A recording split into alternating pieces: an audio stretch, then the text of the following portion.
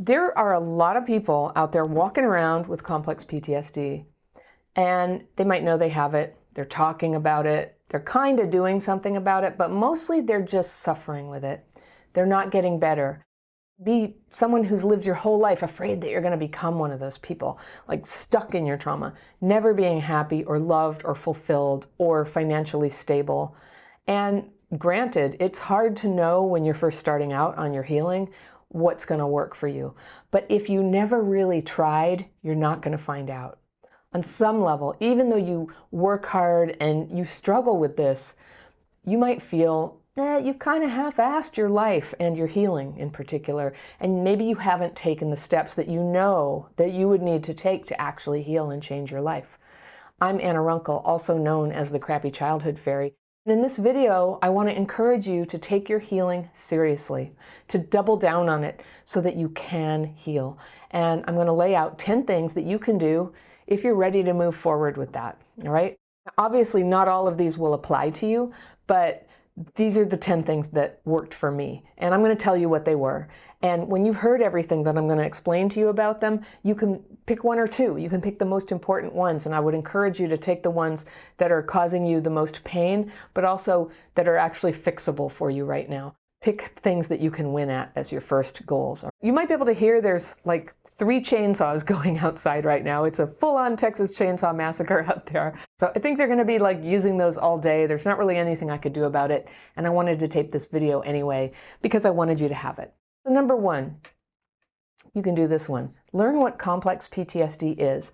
Not just what you've heard on the internet, not just what other people say about it, and not focusing all your energy on what might be the diagnosis of the people who hurt you. That's not the same thing as understanding what's going on with your brain. Learning about your brain, about dysregulation and what that does for you, emotional regulation, and then when you have a sense of yourself, then it's a great time to start learning what other people did to heal.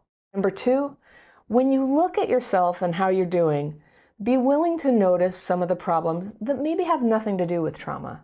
Now, it's true, CPTSD can make it hard to focus. It can make it hard to be consistent, to be kind and considerate as you want to be. It might make it hard to stay present. It might have damaged your relationships. It might have damaged your health, okay? So all those things are out there, but everybody has a couple problems that are just kind of ordinary human problems. So it could be something like maybe you're often late. A lot of people struggle with that. You don't have to be traumatized. Trauma could be implicated in that. But sometimes that's one of the things that you just have. And the reason I love the problems that are just kind of like normal person problems is because they're a little easier to solve. You don't have to heal your brain necessarily to get that going. It could be that you need to keep your kitchen cleaner, that the whole kitchen like smells like garbage all the time, and when people come over, you're ashamed. You know how trauma can drive that kind of thing, but it's a problem that anybody might have, and it's a solvable problem. I love low-hanging fruit problems, things that you can solve quickly and get a little win. Number 3, prepare to move your stories about the abuse and neglect that happened to you out of present time looping thoughts and into what I call the memory bucket. You can imagine there's a bucket. So it's a different thing, isn't it, when something that happened in the past is still activated in your mind and you get emotions every time you think about it. You might start crying, or you might fill up with adrenaline and your heart pounds. It might scatter your thoughts. So that's called an electric thought, and it's activated.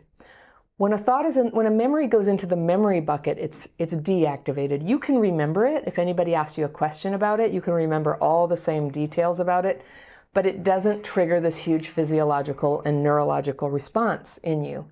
So it's the memory bucket.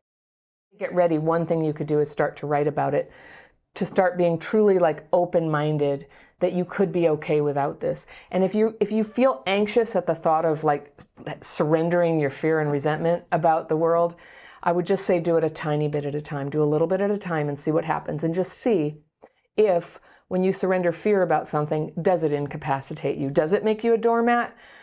It's not been my experience that it does. In fact, it makes me more empowered. It makes me more clear about when something dangerous is in my presence, when I need to act on it. So you can try that for yourself, little bits, all right? Number 4 is stop trying to make other people not trigger you, all right? So If you get very triggered by people, and pretty much everybody with complex PTSD gets triggered by people, and that's what makes people hard. That's what makes us have a tendency to want to isolate or keep people at arm's length. Interactions get so triggering. So there's a misunderstanding that if we could just get other people to stop behaving the way they do, or saying what they say, or making us feel the way we feel, then we would be okay. And sometimes that's true. But it's usually not true that you even could, that they could stop triggering you even if they wanted to with all their hearts. The central problem is that we get triggered.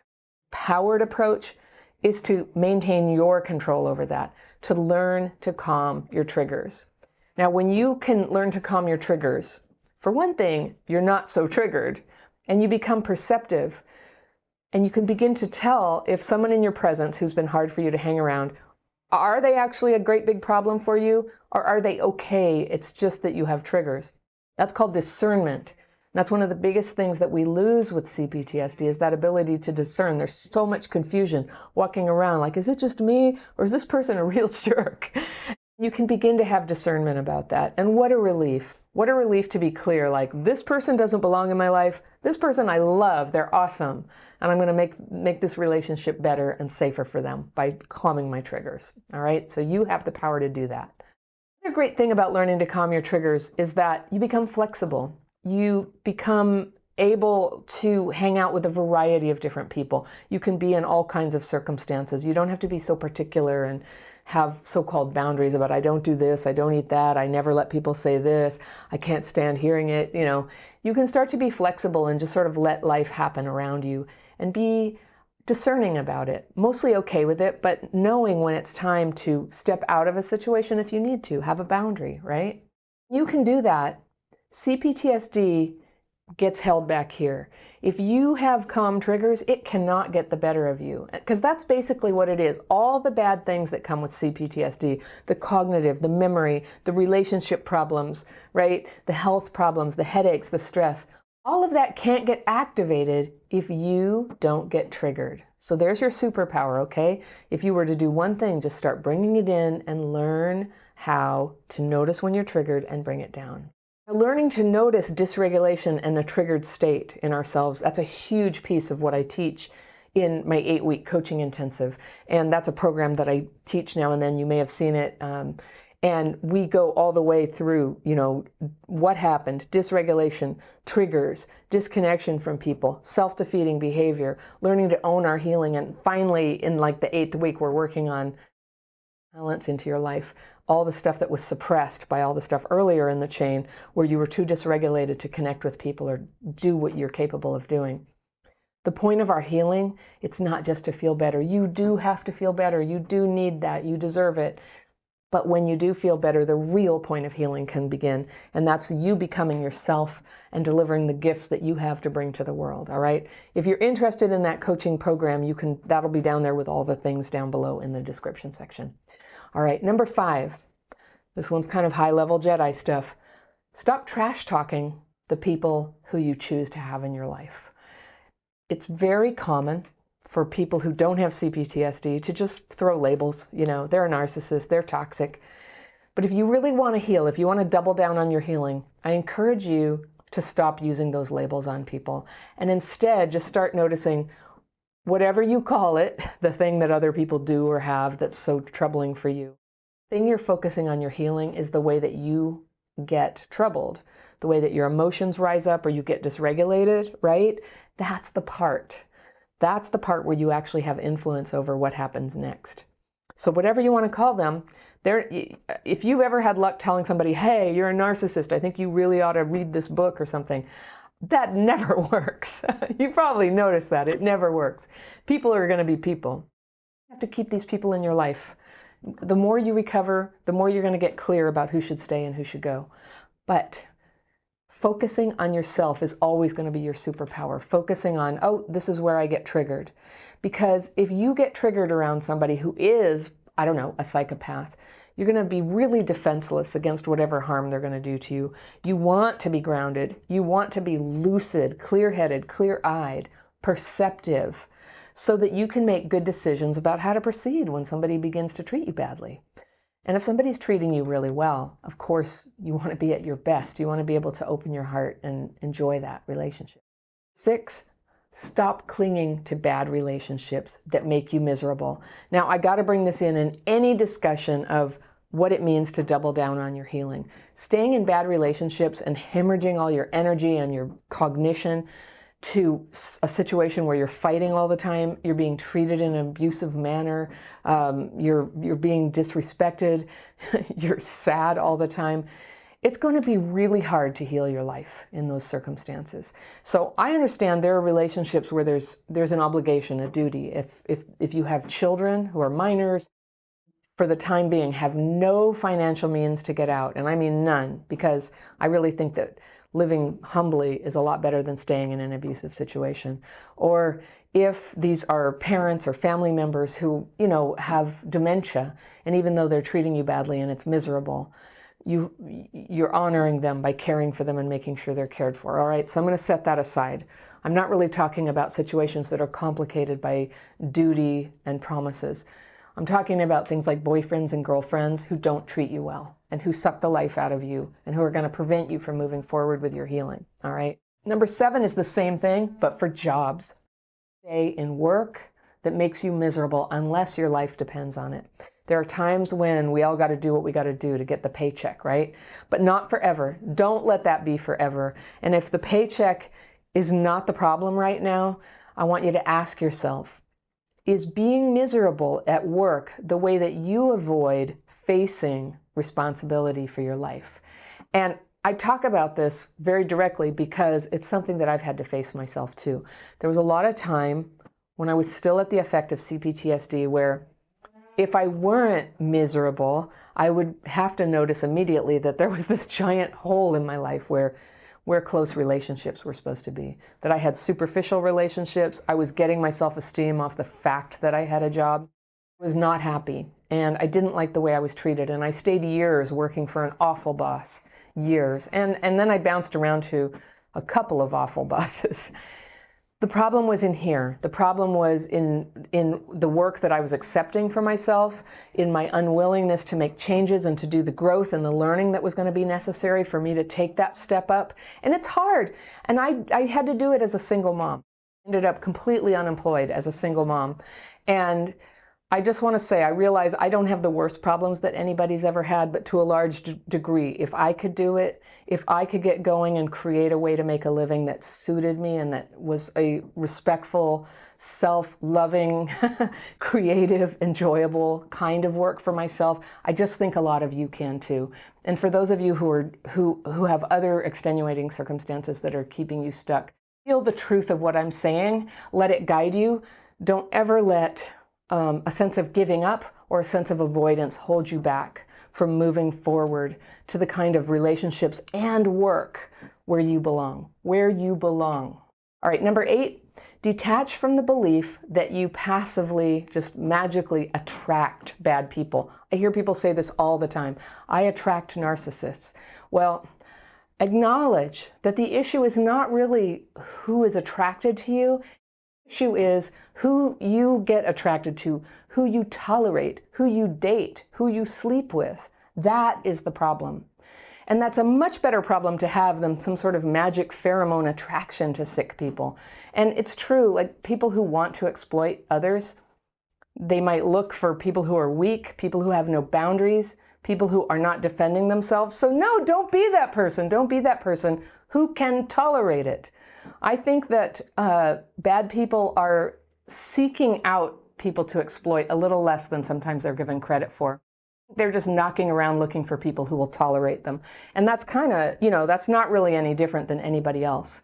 So it's your tolerance, it's your boundaries, it's your red light detector that have to switch on. If you're going to double down on your healing, you're going to have to do this. You're going to have to take responsibility that you are the gatekeeper. And you may have heard me say, I attract mosquitoes, but I don't marry them. What I attract has nothing to do with what I attach to, okay? All right, number 9, if you have addictive behaviors, make recovery your first priority. Alcohol, drugs, food, pornography, spending, all that stuff. Your healing will get an enormous boost when you allow yourself to experience life's ups and downs and show up for it and not escape it. I have CPTSD too. I know how tempting it is to try to grab on and control things or run away from them or just get into some kind of oblivion. And it's almost universal with people with CPTSD. It's going to take one form or another. And just because it's not heroin doesn't mean it's not terrible.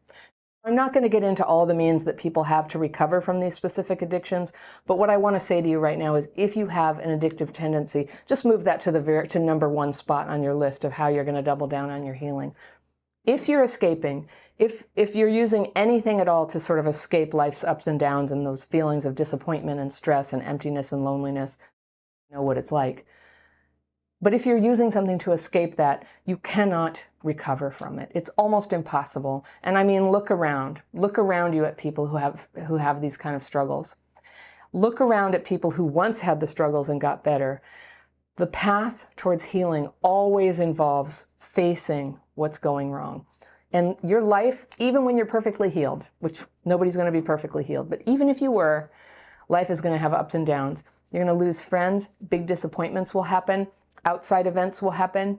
You're going to need a means to be able to handle what comes. And that is true freedom when you feel like whatever happens, I'll be able to face it. You can't just beat yourself up. You can't just read a book. There are a lot of ways that you can heal, but one of them is going to have to be a way that you self-comfort and bring yourself back out of dysregulation and into re-regulation. And when you have that, you'll find it a lot easier to overcome addictions.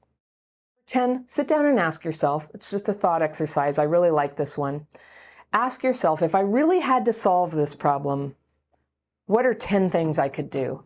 And I love doing this. I apply it to all kinds of problems, but it's a really good one to do about how you would heal from your complex PTSD. Because you actually have the answers in there. You know a number of things that you suspect would be really helpful, but you just haven't had the energy or the focus to take them on right now. So make a list of them. You don't have to take them on all at once, right? But make a list of them. Just like bring them into the sunlight.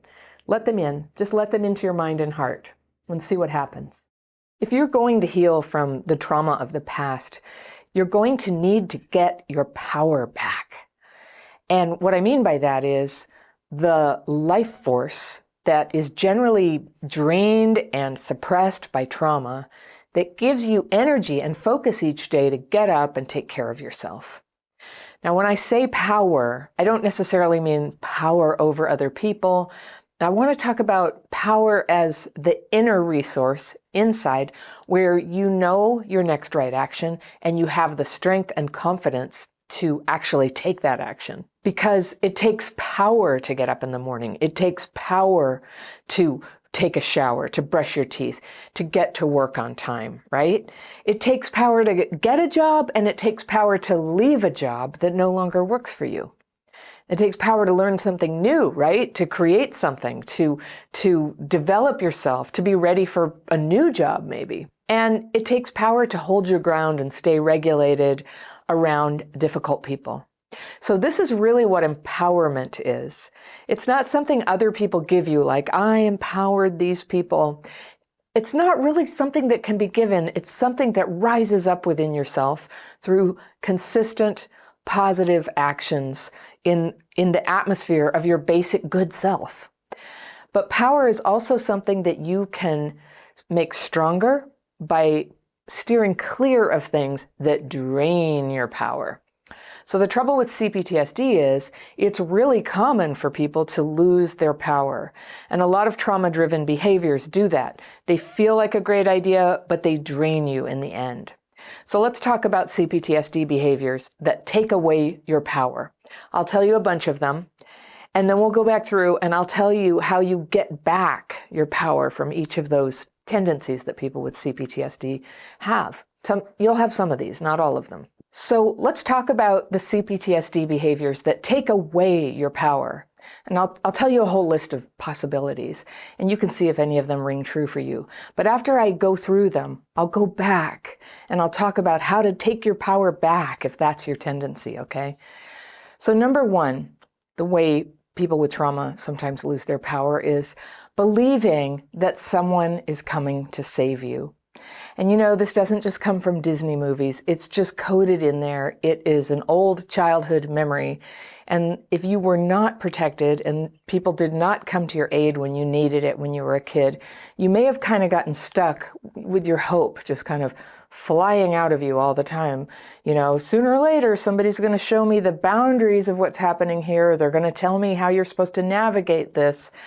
And one of the hardest things about growing up and then as you get older, it's this hard realization that comes when you grow up, sometimes gradually, sometimes it takes a long time, that nobody's coming, that sometimes people can help you when you need help, but mainly evolving your life and becoming who you really are is something you're going to do. All right, number 2, this is a tendency that can drain your power, is believing that someone who hasn't apologized to you must apologize, and they got to do it right, or you're never going to heal.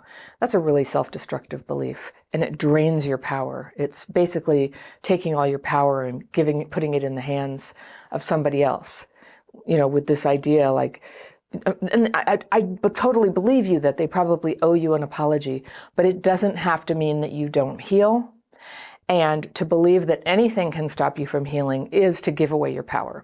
Your power depends on you, you know, just having a basic mindset of like, anything is possible. I know healing is possible. I'm going to get to work on it. I'm going to do the best I can. And if things don't work, I'll change course a little bit and I'll keep finding what does work. That is a positive attitude. That's, you know, basically all any of us has. All right, number 3.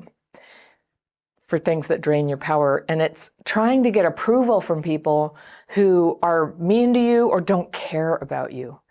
And I know you have people like this in your life. We all do. If you have CPTSD, it probably starts with parents, there's relatives, there's, you know, people you knew all your life. There's this weird way that when you're not treated like you're a real person, like a real child who has real needs when you're a kid, like the whole world conspires to treat you like that sometimes. Not the whole world, but you're going to keep finding a pattern with that. But if you dance around thinking that it's getting the approval that's going to solve the problem, and you're abandoning yourself, betraying yourself, losing yourself, trying to get somebody to like you, it drains your power. It drains your power. At a certain point, you need to approve of yourself. And to do that is sometimes going to be a project, because to approve of ourselves for real means you do things that you feel good about. You've cleaned up messes that you don't feel good about. So we'll talk about that when we come back through. All right. Number 4, the thing that drains your power is avoiding conflict. Now, I know I sometimes advise people, avoid conflict. Don't go to a family holiday and get into it with people about politics or what happened in the past. Like, that will ruin your day and everybody who's there, including the innocent parties who were just hoping to have a holiday dinner with everybody. There's kids in extended families who are in the same position you were in as a kid, and if you can remember what it feels like when people are fighting. So there are so many good reasons to avoid conflict, but at a certain point, you need to stand up and actually have the conflict and speak up for yourself, or it begins to drain your power. All right, number 5, the opposite of avoiding conflict is fighting everyone, just fighting everyone about everything. And I don't know, I've been that person before, and it's exhausting. It feels like a crusade. It feels like it's just happening to you, and you know, you have no choice. But you do have a choice about who you fight with. And if you're fighting with everyone, you're probably going to drain all your power before you actually resolve anything.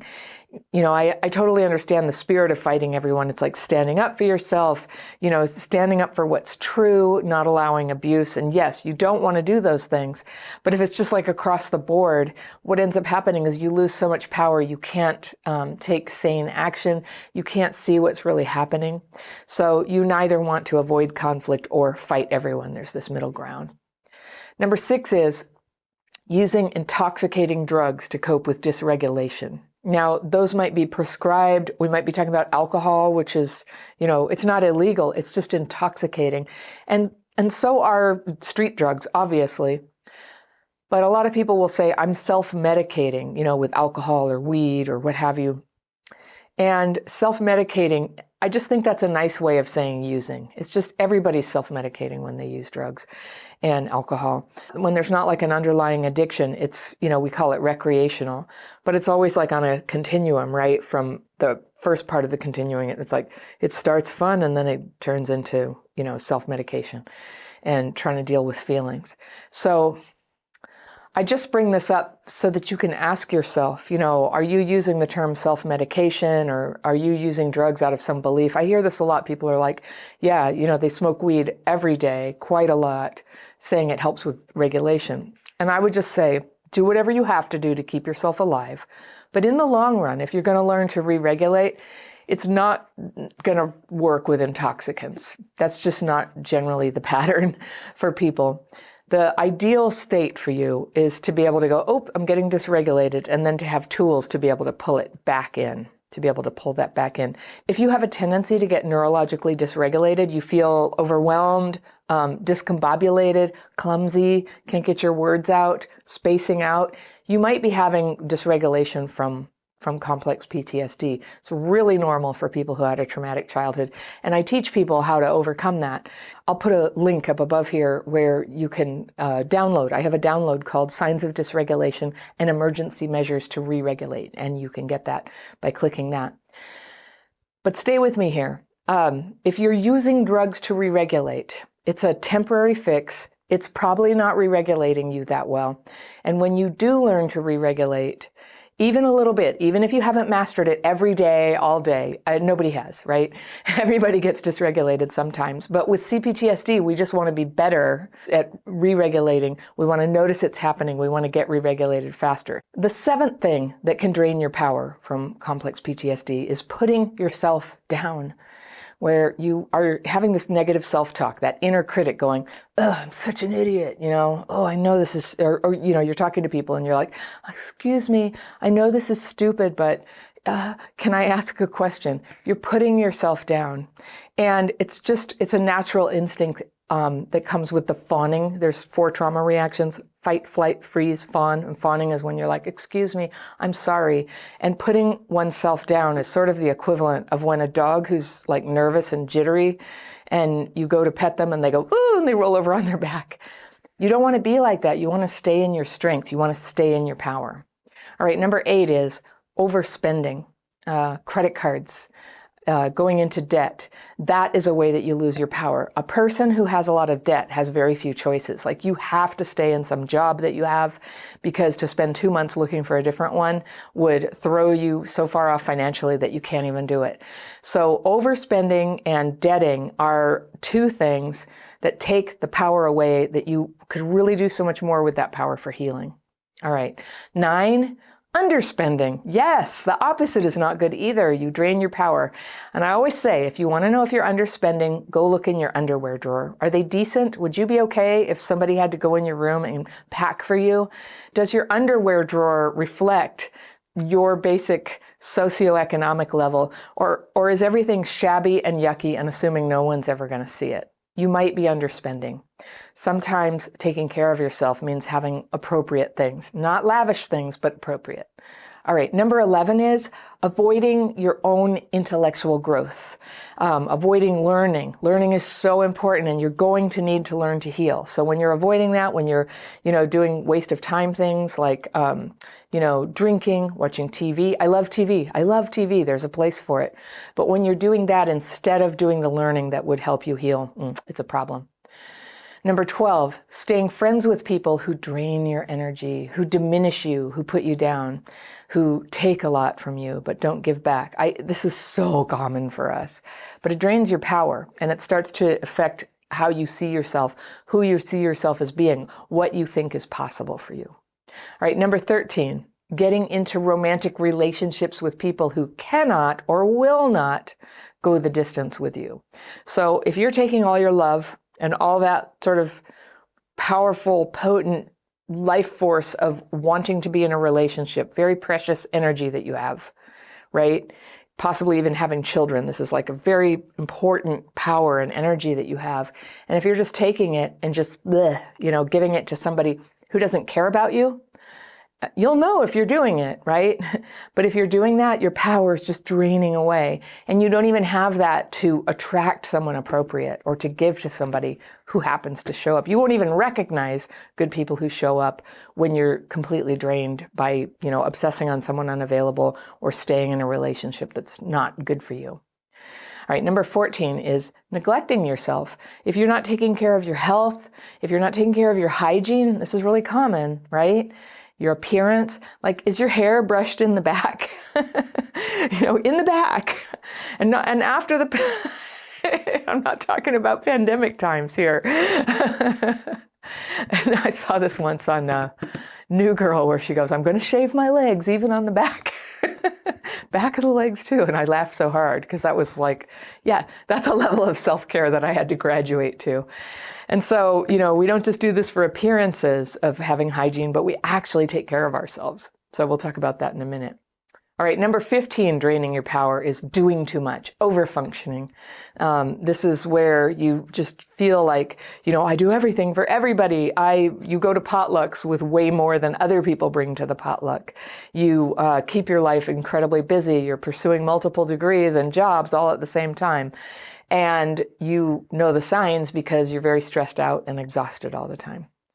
I think doing things and accomplishment and taking action is super wonderful, but there is a line. There's a line where it begins to drain your power.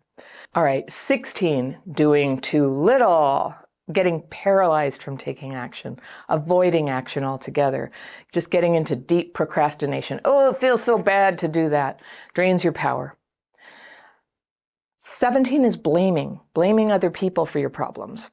And you undoubtedly have problems that are caused by other people. But there can be this way where that becomes a deep rumination. It's a rumination that gets into your bones and you think about it all the time and you're like, if only this thing hadn't happened in 1981, everything would be different for me. And what that puts you into is somewhere other than right here looking at your problems and what can be done about them. Losing power. Number 18 is cutting people out of your life instead of healing relationships when healing is possible and desirable. So we've all encountered people who sort of cut and run when the going feels a little bit tense. They are fleers. They are avoidant. And that might be you too. A lot of us kind of swing both ways on that. Like if somebody's fleeing from you, maybe you cling. If they're smothering you, you flee. It's all really common with CPTSD. But our power builds up when we can stay and deepen relationships and strengthen them. So if you're sabotaging all of that, I have no doubt you're losing opportunities in personal power. Okay, my last two have to do with not dealing with the problems in your life. And one way to do that is to stay too busy, running around all the time, overfilling your calendar. Oh, I'm so stressed, I'm so busy. The other way you can do that is by being too involved, too consumed with other people's problems, such as if you're in a relationship with somebody who has an addiction or who's an alcoholic, or who's doing something terrible with the money, and you're just constantly consumed in this, and you're tired and drained and walking around with circles under your eyes because of what you've been going through at home, consumed with somebody else's problem. There is a way to take your power back from that. So let's talk about that. Let's go back through the list that I just gave you and talk about how you can retrieve your power and build it up instead as you heal your trauma. With the belief that someone is going to come and save you, I want you to just tell yourself right now, that is a beautiful fantasy, and I am hereby going to step up and save myself. It's the best thing. So one part of my life where I've had to do this is, Crappy Childhood Fairy. It's a company, and it's a company I love running, but I don't know if I do it the best way all the time. And I used to have this fantasy that if I could just find the right consultant, they would come in and go, I see exactly what you're doing right. I see exactly what you're doing wrong. Do this, change that. And everything would get easy and better. And it never worked. And I tried with some different things and different functions. And what I had to learn is it's actually going to have to be me. Like, it's my company. And if something is wrong, I'm going to need to do the research to understand why, and I'm going to have to come up with the solution to fix it. And I can hire a team and I can have people help me, but it's always going to be that the buck stops with me. I'm going to have to see it. I'm the person who cares the most about it. And so it is with our lives. So if you find yourself thinking, if I could just find the right person, if I just had, $50,000 more, all my problems would be solved. No, probably some very specific problems would be solved, to do with money or to do with now you're with somebody and when you go to the wedding, you have a date, but it does not solve all your problems. And in the end, it's you who's always going to be facing, get this, a never-ending fountain of problems. Like, we're human. Problems come at us, problems bubble up from within. And so the strongest, safest route you can take is just to be very, ride the surfboard of life and just know you're going to have to spot your own problems. You're going to have to be responsive to them and try to embrace that. It's actually the great adventure of life is what it is. With CPTSD, it can feel like, oh, I'm broken, there's no point, or this is too overwhelming. But that's a terrible attitude. Problems will pile up if you can't come and save yourself. And save yourself, it's sort of an exaggerated term. Every once in a while, actually, you do need to save yourself out of a dangerous situation. But saving yourself from a life of mediocrity, a life of quiet desperation, a life of isolation to cope with your triggers, that's worth saving yourself. And you can do that. You can do that, and it's going to come from you. The second thing is, instead of believing that someone has to apologize for you to heal, just accept that they are never going to apologize. If they do, it'll be this incredible surprise, but you'll find out then it doesn't fix you. You don't need it to heal. And the thing is, most people never apologize, or if they do, it's a flimsy apology. It doesn't really speak to the thing that hurt you. So your post-traumatic growth has to do with how you sort of take that thing that happened to you and you're able to, compartmentalize it a little bit. Be like, yes, this happened, but it's not my whole identity. I'm not sitting there like with a festering wound that only some other person, like the person who hurt you.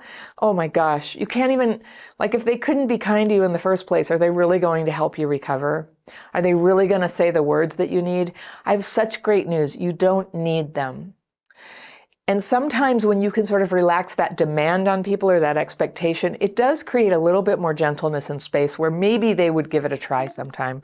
But I'm telling you, you probably won't be satisfied because people who hurt others, it takes a lot of denial to live with oneself. That's what I'm just saying. Occasionally people do the work where they really get it and they can say they're sorry and they've been thinking about how that must have affected you and how lovely that they do that. And I think there's a really great connection that can grow with people as a result of that. And it might prompt you to sort of go, oh yeah, that really wasn't my fault.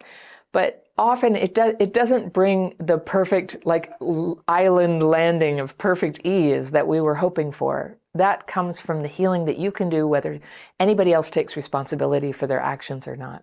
The third one, what to do to get your power back, is instead of dancing around trying to get approval from people who were never going to give it to you anyway, just stop dancing. Just kind of go about your business and just release them. That little invisible rubber band that you have on them, come on, approve of me. Let me know I'm okay, that you love me. You can finally just you don't even have to let it snap. Just release it. And you might just be surprised that there's a little more space for people to come towards you. I'm not making any promises. I mean, the people who traumatized you, if they traumatized you when you were a kid, your beautiful child's imagination probably dressed them up a little bit and gave them a little bit more potential than they actually have to take responsibility for what they did and treat you right.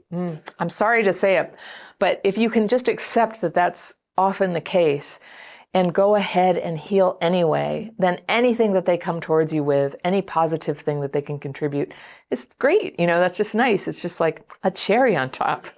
The fourth thing, instead of avoiding conflict, do your footwork so that you can have conversations about what's bothering you.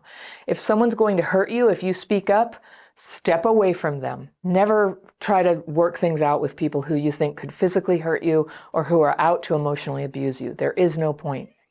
If you're worried that someone will abandon you if you speak up, okay, here's my radical advice. let them.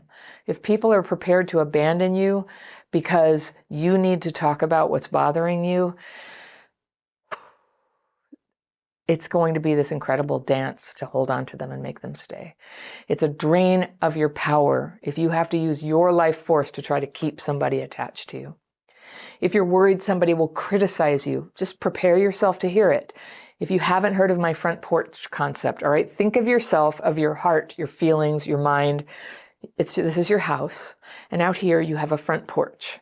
And so if people want to talk to you, and you're not really sure if they're safe or what their motives are, you can say, oh, fine. Just picture them talking to you on your front porch. And so you bring your attention out to the porch and go, sure, what have you got to say? And then they say it, and you decide, am I going to let this, what they said, or let this person like into the house? Do I let it into my heart, or do I just consider it out here and go, and where I have the option to go, yes, I reject that. You can say you reject it to them, or you can just go, all right, well, thank you for your feedback. Bye. You don't have to get into it with anybody. Because the next one, the fifth thing, if you've been fighting everyone, there's avoiding conflict, and there's coming to the porch for the conflict, and then there's running off the porch and getting out there and fighting with everyone. Well, that probably means you have confusion about boundaries, what you can ask for from people, what it means when you don't get what you ask for, what people's intentions are when things feel disappointing. That is something that can get so messy when you're still like, you got some unhealed trauma wounds there. But fighting drains you. So speaking up is good, fighting drains you, just big messy conflicts. Some of it can't be avoided. It's life, it's part of having relationships. But if you grew up in a household where there was violence or there was, horrible animosity, then sometimes there's this really bad well that opens up when you get into, trying to state what you need or listen to somebody else's criticisms. And it can get so tough.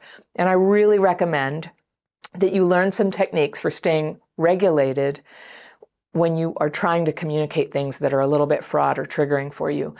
To stay regulated, you can take that, I'll put the link in here again, to the signs of dysregulation and emergency measures to re-regulate. And at the end of this, I'll also tell you about my free course where you can learn the techniques that I use every day. It's called the Daily Practice. All right, fighting is a drain. Speaking up for yourself is empowering. Taking a bunch of random criticism is a drain. Being able to hear criticism on your front porch can be empowering, and it can be enlightening. You get to have a choice about what comes out and what comes in. And I know how hard it is when you have all that neurological dysregulation and emotional dysregulation from CPTSD. But that's what we do at Crappy Childhood Fairy. We learn how to master that. So everything becomes possible.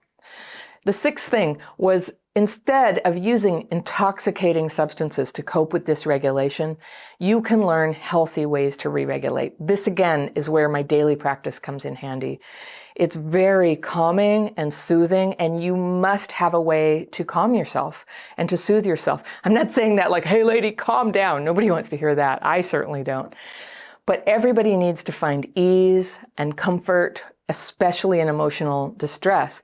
And if you've sought help for your complex PTSD symptoms, even if you didn't have a name for, what is wrong with me, you've probably met with the thing where people are just like, calm down, think of this, not that, say this, not that. But it's all just such a jumble when it's going on. So this technique, the daily practice, it's a way of putting in writing what your fearful and resentful thoughts are. And those are just like, when you're dysregulated, when you're in a conflict with somebody. You get them on paper. You ask for them to be removed or release them, depending on, how you see the nature of reality. And then you just rest in meditation for 20 minutes and let your brain recompose itself. And I'm telling you, you will be amazed what a difference it can make just to do this easy thing that takes nothing more than a pen and paper and some 20 minutes, 30 minutes. You can't always do it in the middle of a conversation, but the more you can teach yourself to step away when conversations get intense like that, the better. And you can take a minute. And when I had been doing these techniques for 3 years was when I was finally able to let go of my 2-pack-a-day smoking habit. And I was definitely using cigarettes to stay regulated and to try to handle the intensity of things coming up. I had to have, as they say in AA, a sufficient substitute, right? If your thing is alcohol or drugs, definitely learning how to have that ease and comfort and get those thoughts out of your head is such a great I know people who do just that to get clean and sober. Maybe you have another technique, but you can use that together just to always have, you have your pen, you have your paper, you always have a way to just calm down. And a lot of people will be like, take a deep breath. I just want to tell you, taking deep breaths has never been enough for me when my CPTSD symptoms are upon me.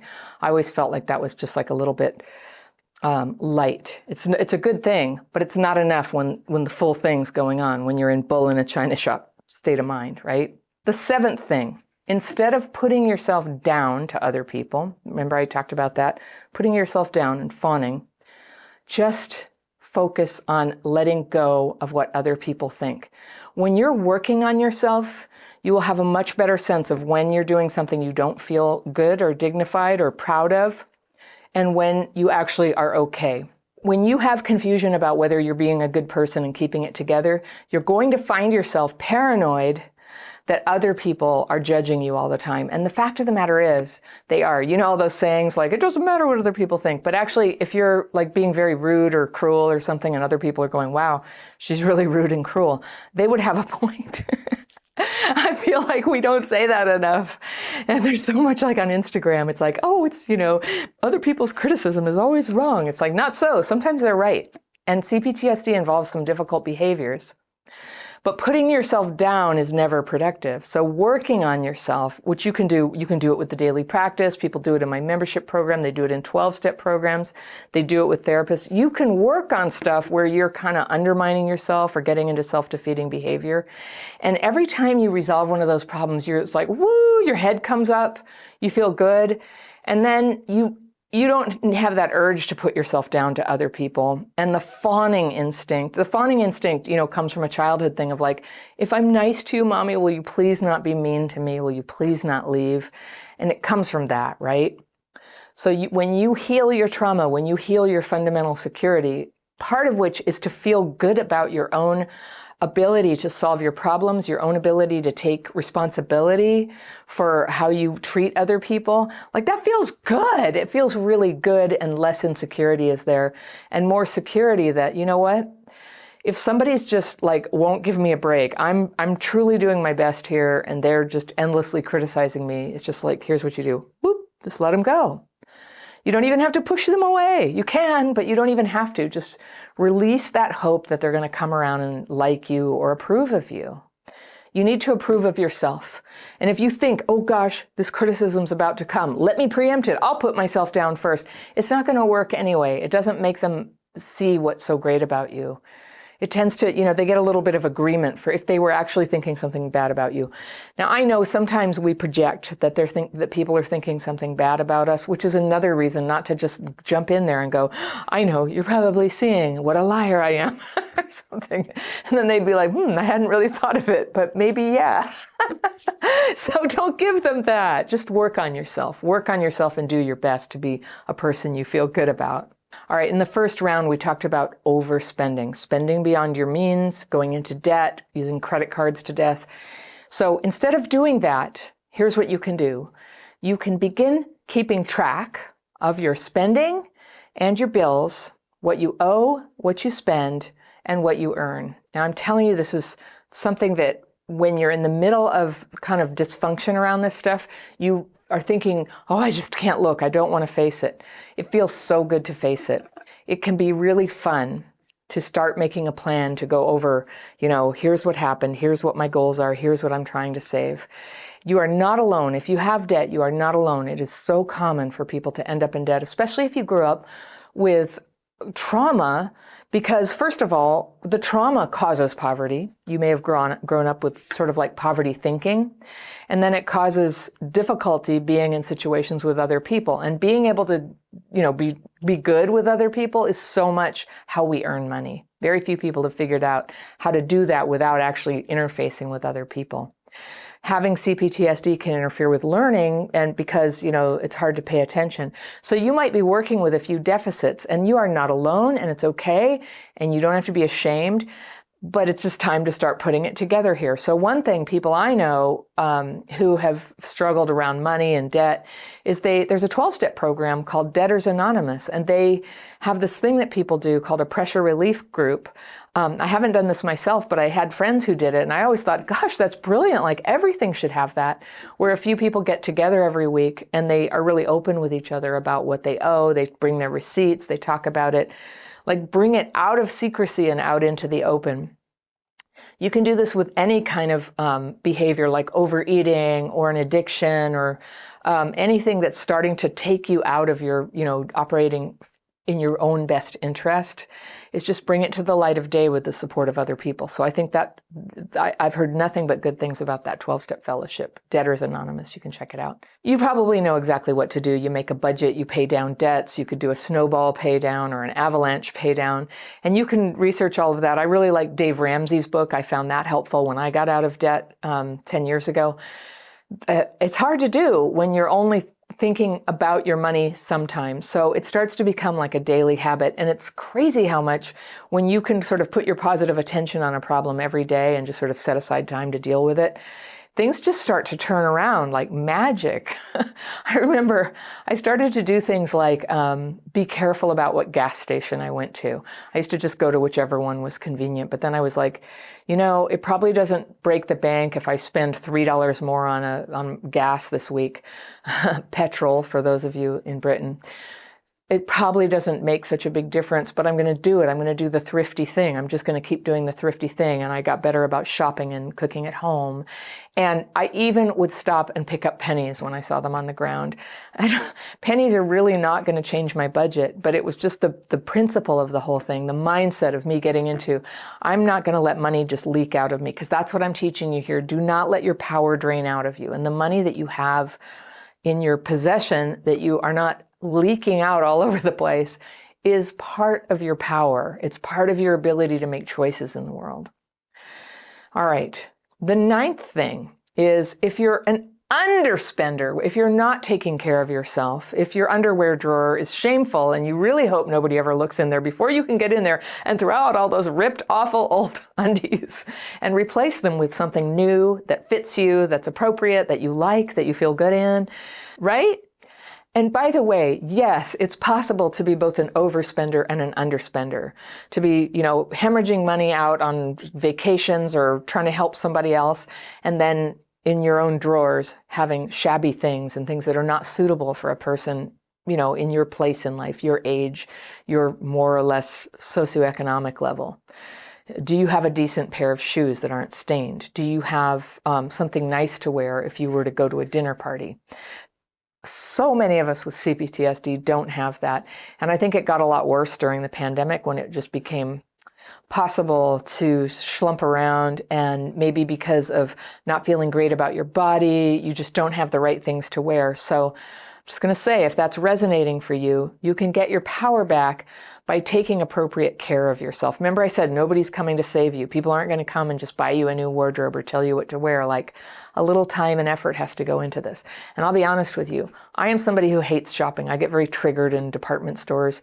It gets overwhelming within an hour. I don't know what it is. The sounds, the smells, the pressure, the old growing up poor memory of having to find exactly the right one thing that would have to suffice for all purposes, and getting like, I can't find one thing. And if I buy one thing and it doesn't work for this, I won't have anything. I just have this like old stuff that comes up. So how I take care of myself around that is I always shop alone. I drink a lot of water. I pause, I sit down, I take a break, and I get out of there. I just don't try to do it all at once. I will have a tendency sometimes to go, here, I'll just get 2 years of stuff at one store where I've just found a couple of things that fit, and I'll get all the colors and get that. Yeah, that's one way. It's one way, but like doing it that way is not really taking care of myself. And another part of your life to look at in terms of, are you spending a right amount of money, is bedding. Is your bedding suitable? Is it clean and comfortable for you? Is it the right temperature for you? So I've been very poor before and had to use, just a dirty old sleeping bag for a long period of time. And so I totally understand that. Sometimes that's how it is.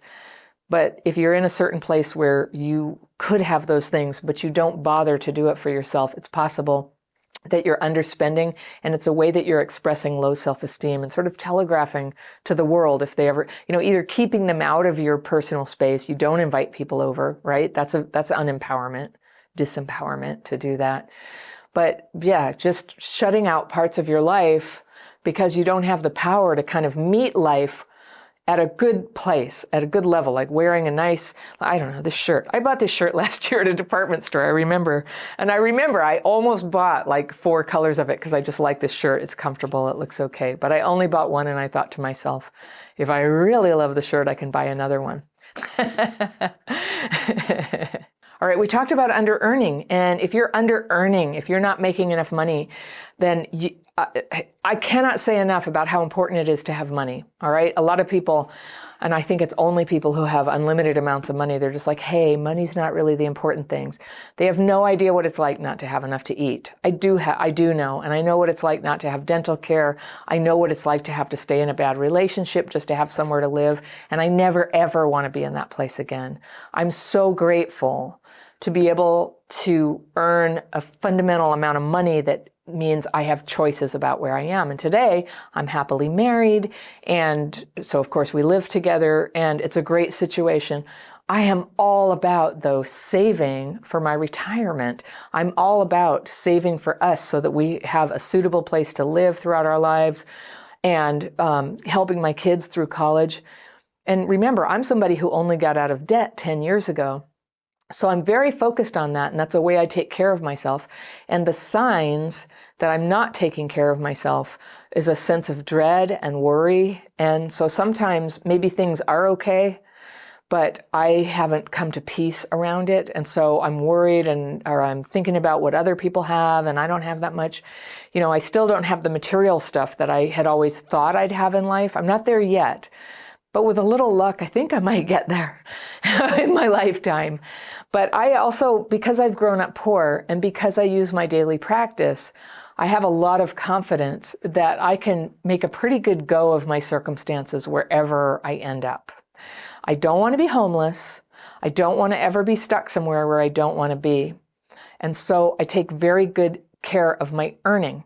For people with CPTSD, one way it's done is you're not going for the opportunities that you're not working in a job that would pay enough. So I see a lot of people who are working in low-pay jobs and then resentful all their lives that those jobs don't pay enough, but they don't pay enough for anybody.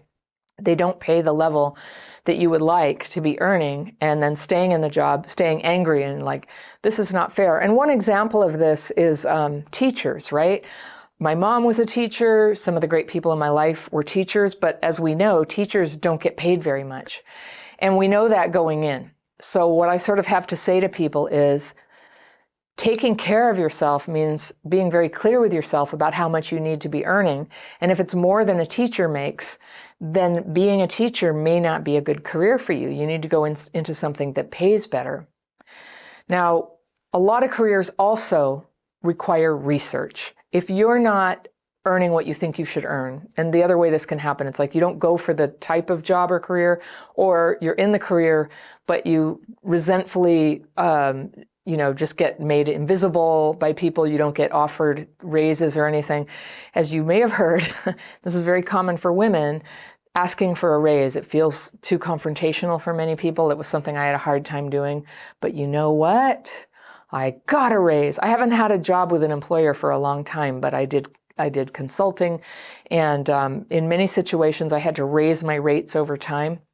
And the hardest part of that was the inner job of just deciding that I was worth it and that I would work hard enough to continue to be worth it, that I would deliver work worth that. It was easier for my clients to accept pay rises, an increase of rates from me than it was for me to prepare that self. So it's an inner job. And you do that by doing the research, by dressing the part, by learning the skills that are needed. I can't tell you. I know a lot of people who are software engineers. I live in the northern part of Silicon Valley. And a lot of people are software engineers. And in some environments where software engineers work, there's a huge culture of learning, and people are always learning new things, and they're being cutting edge. And that tends to be a workplace culture that's really going to go somewhere and innovate. But other places end up with a workplace culture, and I'm just picking on tech people here, but this happens in all professions. And people don't learn new things. They're just very protected and defended and like, we've always done it this way. We don't do that. Oh, that's just somebody's opinion about some new thing, and they want to keep everything the same. Well, in technology, that doesn't tend to do very well. In all careers, it pays to read about your industry, it pays to learn about what interests you, and it pays to learn about things that are completely different than the work you do, because sometimes getting outside of the work you do and learning about something stimulates your imagination so that you can contribute positively. And if you're going to increase your income, then contributing positively to the workplace, to the teamwork, to whatever is going on there is the number one thing that you're going to be able to do. You're going to need to be able to do that. It doesn't automatically get you a raise. You have to be good, and then you have to ask for the money that it warrants. And if that can't happen there, you need to have the guts to move on and find a new job, which also takes research and preparation and all that stuff. But power, I just wanted to talk a little bit more deeply about earning money. So often, people who are in an abusive relationship, and especially if they have children, feel like they cannot leave because they neglected their ability to make money. And neglect is a hard word. A lot of people stayed home to care for kids. But now they must get out. There needs to be a way out. I see nothing wrong with living in a shelter, getting welfare, whatever you have to do to get out of an abusive situation. But ideally, of course, no one wants to stay stuck there for long. It's an act of personal growth to learn things and take action in a direction towards where you're trying to go, which ideally is doing work that is meaningful to you and making enough money to live decently. Very important to be able to live decently. Studies show that beyond living decently, like more money doesn't necessarily increase happiness. Enough money that you have choices and you have sovereignty over your own life. You live where you would like to live. I don't live in a mansion. I might like to live in a bigger house, but I live in a safe place. That's what I mean. Another reason I want to give you for learning more, I talked about learning and neglecting your learning. If you've been neglecting your learning, one reason to really get into it is not only does it help, it put you in a more powerful position to do the kind of work at a level of pay that's more suitable for you, but it makes you more alive and it makes you a more interesting person. It activates something in your brain when you're learning, either reading a book that's challenging or taking a course, if it's online, if it's not. I'll admit, and I know some people have bought my course and they're like, I'm sorry, I never actually took it. And I'm like, I understand, I've done that too. But to actually engage in learning, it makes you more powerful, more interesting. It costs some of your free time. It might cost some of the time that you would otherwise spend socializing, and socializing is important too. But I promise you, when you increase your learning, it will dial up the quality of how you spend your time. It will dial up the quality of how you spend your time, and it will increase the wonderfulness of the people who are drawn to you and want to hang out with you. We're up to like the 12th thing here. If you've been staying friends with people who drain you and making you feel bad, it's time to talk to those friends about how you feel. Or if you're ready to let them go, you don't even have to tell them how you feel. You can just let them go. When you feel better about yourself, your relationships will tend to evolve. The people who were never going to sort of come along and be respectful and kind and supportive of you, they will fade away. They often will fade away angrily. They don't like something. Oh, you think you're so great. They will sort of take themselves out. The good people in your life, they might be there now. They might be people you are soon to meet, but they will come to you. They will be drawn to you because they match you. They are also at a level of growth and growing that is similar to yours. They won't resent your growth. They will like it. They will want what you're doing in your life to be a good influence on them. And likewise, they will be a good influence on you. The 13th thing, if you've been spending good years of your life in romantic relationships with people who chronically disappoint you, who hurt you, they can't grow with you, they can't commit to you, or they can't commit to themselves even, well, think of them as a room with a sticky floor. It's hard to leave. You can't get your feet up, right? But having a happy relationship begins when you get yourself out. It always feels like you're shutting the door on love, like you're giving up the only chance of love. But if that love is not making you loved, then the shortest path to being loved is out the door of that bad relationship. So if you're going to be in a relationship, aim for one that makes you feel good about yourself. That will be your sign. Like sometimes Sometimes you'll be not sure, like, we have these differences, we have these qualities I like. But the number one sign is just like check in with yourself. How do you feel about yourself? Does this person bring out the best in you? Do they make you want to be a better person? Do they make you want to be more and do more, right? That's a sign. That's what they're talking about when they say that someone completes you, right? Their very presence in your life sort of draws you forward into a better version of yourself. All right, the 14th thing, if you've been neglecting yourself, your health, your hygiene, your appearance, sit down, get a piece of paper and pen, and make a list of 10 things you can do to take better care of yourself. And this is going to be, you know what they are, but I want you to write them down. Go take a walk, find a recipe to make a healthy meal, make an appointment to get your teeth cleaned. You know what you need to do, but you need to sit down and bring it into your consciousness, into the top of mind. So make a list of 10 things. If you make a list of 10 things and you tape it to the wall where you see it every day, begin to take at least one action a day towards doing that. Make the appointment for the dental cleaning, okay? Go take the walk. Make a date with your neighbor to take a walk. Arrange to walk somebody's dog for them. Just take the action and put it on your calendar to take at least one action on your list of things that need to happen for you every day. If you want to do more than one, great. But I'm always, with CPTSD, sometimes if you're going to be making positive changes, like let it be slow, let it be gentle, so that you don't have to quit and freak out and dive under the covers and hide from everything. Just a little at a time. Titration, a little at a time, adjust, a little at a time, adjust. That's how you can make some changes. All right, so if you've been doing too much, if you've been over-functioning, you've been giving your power away to other people, trying to show them how helpful you are, how totally on top of everything you are, trying to make sure that they value your friendship because, you know, you're going to step in. You hear they're getting married and that's it. You'll take care of everything for them. You volunteer. That's what over-functioning is. And people who over-function will almost always tend to crash. They'll do a whole bunch of stuff and people start to count on them. I've done this and I've had people do it to me. And then boom, all of a sudden they do this like flip on you. They're just like, they're so angry. They're so angry because in their mind, they've been working on this complicated equation where they will not say anything, but they'll be so busy and helpful that something they want from you is going to come their way. And then you have no idea they're even doing this. And so you can't deliver. You don't even know what it is. And they're just like, boom. And then they cut you out of their life. Have you had that happen? Or have you done it to people? So we don't want to do that. We don't want to do that. It's very good to be able to be active, to function, but not do too much. Don't do so much that you're putting yourself in jeopardy of having to flip out and run. And if you're connected with somebody, either through your work or your personal life, with somebody who is like doing way more than their share of things, like see if you can talk about that with them. If you can get things out in the open about what they're doing, what they feel good about, what they were hoping would be reciprocal, you might be able to save the relationship from their flip out later. You know, when their only way to set a boundary is to end the relationship. It's so sad, right? But it happens all the time. If you've been under-functioning, if you've been procrastinating, all right, you will think to yourself, there must be a magic pill for this, but there isn't. There's actually, what happens is you break the ice.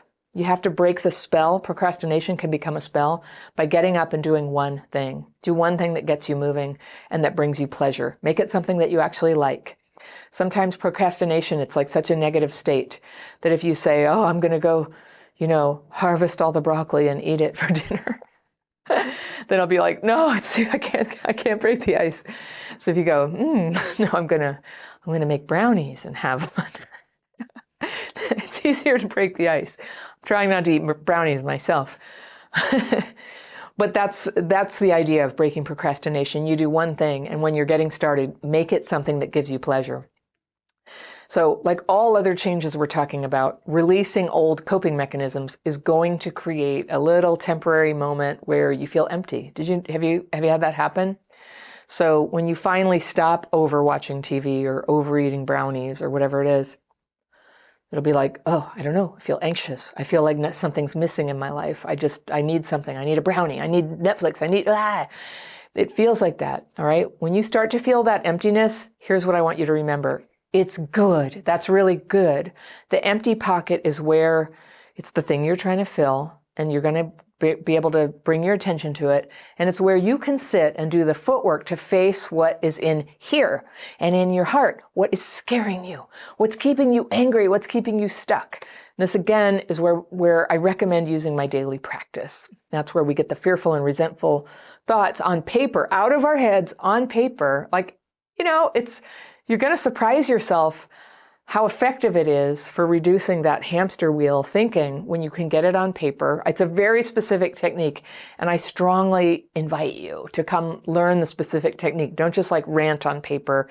It's not a journal. It's not a journal. A journal is for remembering and recording. This is for, you just take out the trash. You're like, I have fear this and fear that, and I'm resentful at so-and-so because I have fear, blah, blah, blah. You get it on paper. You don't even have to write nicely.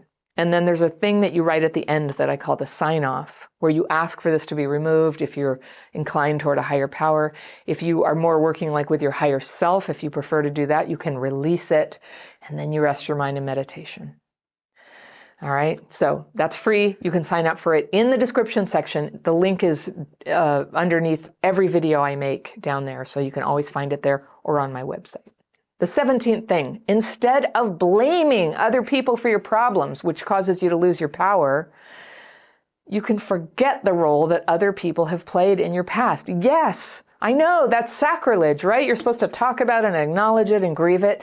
But I'm going to wager probably you've already done all of that. You've probably spent a lot of time talking about it, analyzing it, reading books about it, hoping that if you would just understand what happened to you enough, if you just were to talk about it enough, that you would begin to feel better. Now that could happen. It's certainly part of healing, certainly in the beginning. But if you've been doing that, if you've been paying for a lot of therapy, you're talking, and you're not finding relief yet, then something else might be needed to move you forward out of that. And that's again where the daily practice is. That's what it is. It helps you deal with what has to be dealt with, and then you can let go of the rest. It's a big release. Your healing doesn't always depend on talking, confronting, analyzing. Sometimes it's about naming, releasing, and then moving on with paying attention to your life today and trying to make it the best life you can. So it's a good exercise to look at your problems, even if someone has really pushed that problem on you, and just ask yourself, what can I do to stop having this problem? Because usually, even if a problem was sort of dumped on you by somebody else's bad behavior, like they're not going to fix it for you. It's you. You're the one. It's not fair, but here it is. Somebody's got to fix it, and it might as well be you. So ask yourself, is there anything I can do to solve this problem right now? And do what you can to detach it from the person who perpetrated the problem. There's very few problems that other people can solve. Some of the ones like that are like lawsuits and things, and that's one reason I have really tried to stay out of those in my life, because you can really get tied up for years trying to make other people a judge, a jury, the other person, the lawyers or whatever, to see it your way. And sometimes the most freeing thing, the most happy outcome is to be able to just wash it out of your hair, what happened, and move on sometimes. All right. The 18th thing, if you've been cutting people out of your life as a way to avoid difficult conversations, well, I want you to be able to have a choice in those moments. You can cut people out of your life, but it is something that you could exercise only when everything else that you could try has failed. So sometimes problems with other people can be worked out. And sometimes problems with other people, sacrilege again, sometimes they can be ignored. Not everybody in my life has my approval or agreement about everything they think and do. But that doesn't really have to be an issue because of the nature of my relationship with them. I don't have to worry about that. I don't have to tailor my life around it or make them change to be friends with them. Now, I know there are relationships that do need to end, and that will become clearer, especially when you're using tools to get those fearful and resentful thoughts out of your mind. Those can actually trap you in kind of a strange way of like blaming other people for stuff that's not their fault, blaming yourself for stuff that's not your fault, blaming yourself and thinking they're so great when it is there, it's just like our perception gets very warped. So you need a way to process your thoughts, especially the negative feelings, to process them. And sometimes processing them just means naming them, releasing them. And releasing them doesn't mean you're not going to deal with them or you're not willing to look at them. It just means that while you meditate for 20 minutes and take a rest, you're just like, there, come out of my mind, let my mind come together. And you'll usually find that only some of the things that were bothering you come back. Only some of them come back. And a lot of what's been bothering you, the fearful and resentful thoughts, they just drift away. They're just forgotten. And so when I do my techniques of the daily practice, I write my fears and resentments, I meditate, and I keep a pad of paper just in case I go, you know what? I really do have to send that rent check right now. I forgot. And I can write it down, because even that'll start to be something I must think about. I can't just relax right now. I'm afraid I'll forget. So you take care of business, and that's how you get your power back. And that's very empowering when you can when you can keep track of what you feel responsible for doing and let go of the stuff that doesn't need your attention. You just took all these power drains out of your life, and you could take all your power back and focus them on the things that you do need to do that are fruitful, that you choose. That is power. I would like you to have the power to save relationships that matter to you. That's a very important skill to have. So you can talk to people. You can talk when there's a problem, and when you trust yourself a little better to be able to handle the emotions that come up when you're honest about your feelings, you can be more confident about going and trying to patch things up with people. When you heal, you will become better at having healing conversations that help relationships and don't hurt them. When you heal, you'll become better at having healing conversations, and you can practice that when you have a little small rift sometimes and work your way up to bigger problems. All right, the 19th thing, if you've been staying too busy to ever focus on what needs healing in your life, this is great. This is your chance. You get to do less now. Being overbusy starts as a way to help someone out or make extra money, but if it's a coping mechanism you're using, all this activity to avoid something in your life, it's time for you to have that quiet time and just let the awareness of the problem show you what it is. You don't have to solve it yet. Just allow it to enter into your mind, and your mind will begin to work it out. As you have less PTSD symptoms, your mind can do these projects for you just while you're sleeping. All right, if you've been consumed with somebody else's problems and it's been driving your life, it is time for you to bring the focus back to yourself. It's one thing if this other person is a child and you're obliged to keep taking care of them. And that's a hard situation, and help is available for that. But if it's a partner or friend, and you can't be that effective in solving problems for them, and there's a high probability that you're avoiding your own life by, trying to be the hero in their life. A lot of people are afraid that if they focus on themselves, they'll be lonely or bored or useless or just too consumed with themselves. But when you avoid yourself like this, you lose all your power. And guess what? You become lonely and bored and unable to be useful to anyone. Now, if you grew up with trauma, a lot of what I'm saying probably sounds good, but you don't know how to actually start. The place to start is with the daily practice course I teach.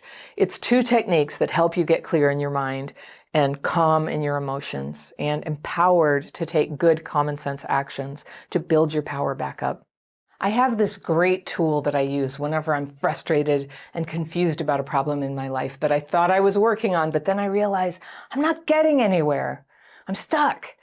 And this is a really simple tool. You can use it right now to break through and create a map that shows you the way out of the problem. And you're going to create a set of instructions for yourself to put right in front of you that you can begin to take action on.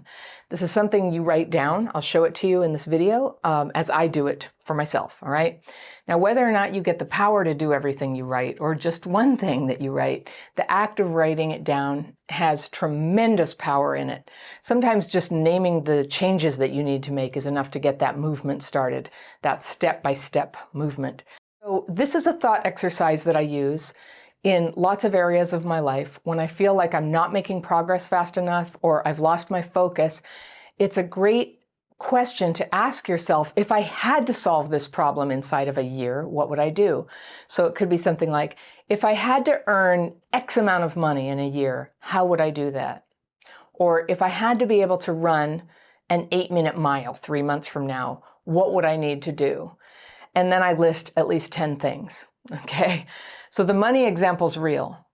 When my first marriage fell apart and I had 2 little kids, I had to figure out really fast how to go from earning about 25% what I'd need to survive as a single parent to 100% of what I'd need to survive as a single parent.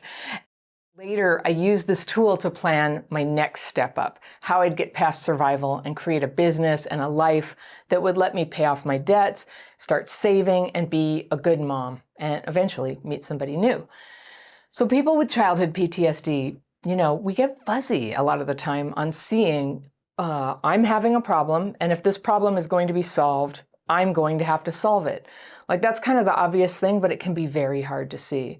With trauma, you may have ended up feeling like you were waiting for something or somebody outside yourself to change, and then you could change.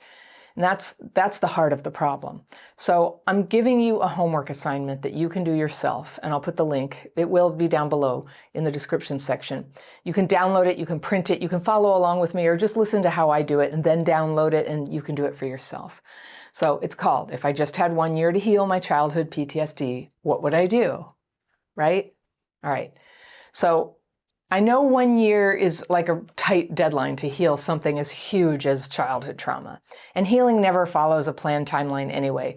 But don't worry about that. This is a thought exercise. It's there to open up and stimulate your thinking. So today I'm going to tell you my list.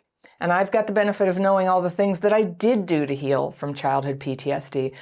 But I did them over a period of more than 25 years with lots of downtime and being off track during whole chunks of time. So I thought I'd share with you the benefit of my hard-won wisdom. If I could do it all over again, this is how I would do it. If I had to heal my childhood PTSD inside of a year, the first thing I would do is I would learn the science of complex PTSD and childhood PTSD. And childhood PTSD is a casual term that I use for the kind of complex PTSD that comes from childhood trauma. Complex PTSD is any kind of intense stress that happens over time, but in most cases, people with CPTSD got it in childhood, but not necessarily. So the books about the science were not out when I first started healing, but if I started right now, I would take the ACE survey, which is a set of questions to kind of measure how bad was the trauma. I'd get my score. I'd read The Body Keeps the Score by Bessel van der Kolk. I'd read Complex PTSD by Pete Walker. They weren't written yet when I started healing, but they're there now. So that's what I would do like right away. And there are lots and lots of other books out there, but that's where I'd start, those 2 books. Now, if I had had access to these books, it would have saved me decades of thinking I was a broken person and hopeless, and for some mysterious reason, just always struggling. It turns out my symptoms are totally normal for somebody who had experiences like mine. I'm not broken. I'm normal. I'm having normal responses to abnormal circumstances. Second, I learned to notice the neurological dysregulation that is such a foundational symptom of childhood PTSD. And I'd work to master re-regulation. The first thing I'd start doing is the daily practice techniques that I now teach to everybody, to hundreds of thousands of people. And this is the twice daily writing of fears and resentments in a very specific format. And you can learn and try that in less than an hour if you care to. There's a link to that free daily practice course in the description section below all my videos. After the writing, the second part of the daily practice is meditation. It's a very simple, restful meditation. Yes, twice a day. So that's what happens twice a day in the daily practice. Write and meditate first thing in the morning, and then later in the afternoon, sometime before dinner is the ideal time, write and meditate. So the writing and meditation together have a powerful effect. If you want to know what it's like, use the specific technique that I teach and just try it. Just try it. Everybody can try it. And if you take that course, you can join me in free Zoom calls that I lead twice a month for anybody who's learned the techniques and wants to come practice them with me and ask questions. So as it happens, I did learn the daily practice 28 years ago, but back then I had no idea what was wrong with me or why using these techniques made me feel better. I just knew that I felt better. But I also went into resistance and I stopped doing it regularly. And I now know this was like opening a terrible portal for all my CPTSD symptoms to come back. So if I had my healing to do over again, I'd quit messing around and I'd just be religious about my daily practice. And I'd really do it thoroughly, twice a day without fail. And I would not quit because somebody in my life found it inconvenient. And I would not quit because things didn't always go my way. What I know now is that when things don't go my way, a lot of times that is progress. That's what it looks like, is something that's not working falls away. Also, it's just safe and smart to keep up your healing practice through good times and bad. So that leads me to the third thing I do to heal in a year. I'd quickly get out of all the unhealthy, dead-end, one-sided relationships with significant others and would-be significant others where one of us had feelings, but not both. Me, sometimes it was them, but basically one person who didn't have feelings was kind of using the person who did have feelings because, I don't know, it's kind of fun to have somebody adore you, I guess. But unfortunately, it costs both people their emotional availability, and neither person will tend to find true love when they're entangled in this kind of, friendship. So I'd end all of that right off the bat. And then the fourth thing I do is become really good at happily spending time alone. This is the difference between solitude, which is happy time alone, and isolation, which is sort of involuntary time alone. I used to have so much anxiety about solitude, and so I'd fill up all my free time doing social things that I didn't really want to do and hanging on to friends I didn't really like, just so I didn't have to be alone. Now, I know a lot of people with childhood PTSD have the opposite problem, and I've been in that camp too, isolating and avoiding social interactions.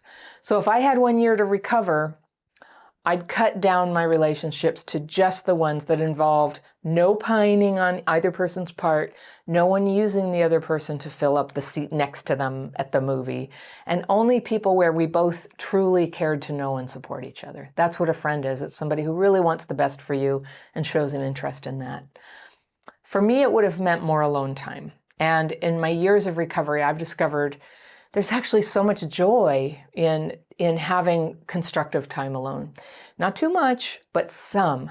And to be good at it gives you freedom so that you don't have to cling and hold on to relationships just because you can't deal with the thought of a weekend alone. A weekend alone can be wonderful. You can take trips alone, visit museums alone, go hiking alone. You can work alone. You can go to the movies alone. And after the pandemic, actually going to the movies at all is right up there with my great joys. So today I have a family. And I love being with them too, but learning to enjoy my time alone has set me up to be free to make choices about being with people or having some joyful solitude, and it makes me happy. So the fifth thing I do is stop spending my money on two things that I was using out of desperation to feel better: therapy and cigarettes. I know saying therapy is a shocking thing. Let me explain. So first of all, quitting smoking is obvious, right? And I was able to do that after about 3 years of healing. Very expensive habit. Quitting therapy was counterintuitive, and that happened about the same time. I realized that therapy is really helpful and often even life-saving to people on this channel. If you've watched my videos, you've heard my own story about how, for me personally, talking about my trauma in therapy was dysregulating and emotionally and neurologically destructive.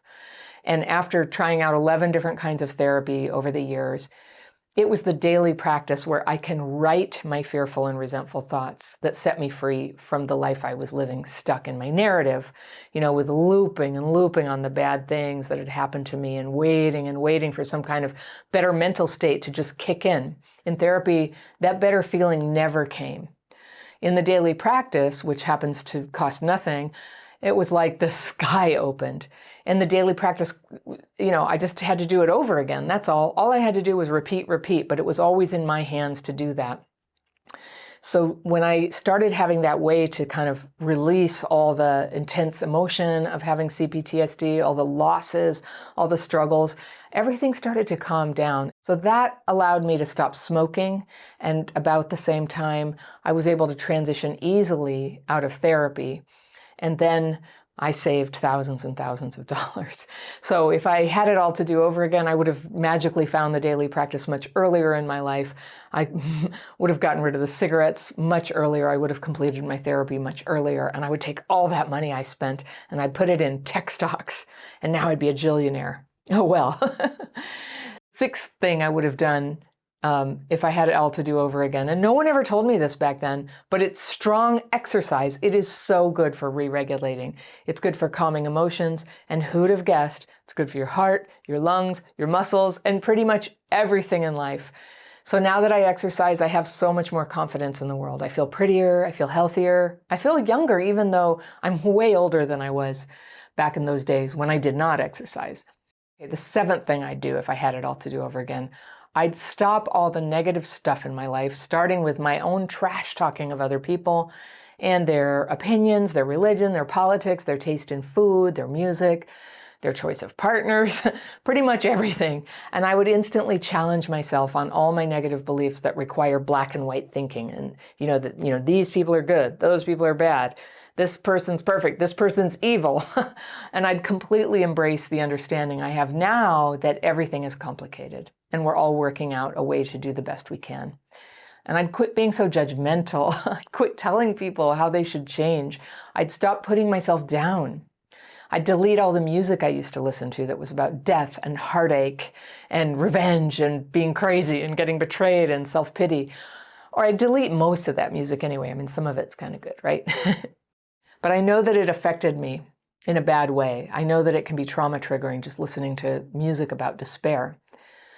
The eighth thing that I'd do is I'd be a better friend. I'd go to people's weddings when they invited me. I'd call them back when they called. I'd accept them and not abandon them just because I was triggered or busy. And the ninth thing is I'd be a good worker. It took me so long to learn this. When you take a job, your job is to make the boss and the organization successful, period. And I used to make everything so much about my feelings and how I was treated, which sometimes was awful. And the jobs where it felt like that, where that's what I was experiencing, those are the jobs that I was supposed to leave, but I didn't. I hung on to those jobs and just kept waiting for other people to change. And I complained and I talked behind people's backs about it, but I stayed and stayed, and I regret that. So that's something I would do differently. I would move on to a job more aligned with my own values, my own abilities, and my goals. And then I would enjoy doing my very best. I love doing my best. That's a very happy thing, actually. 10th thing I do, and I'm happily married now, so this one is moot now, but it would have changed my whole life if I'd have learned this earlier.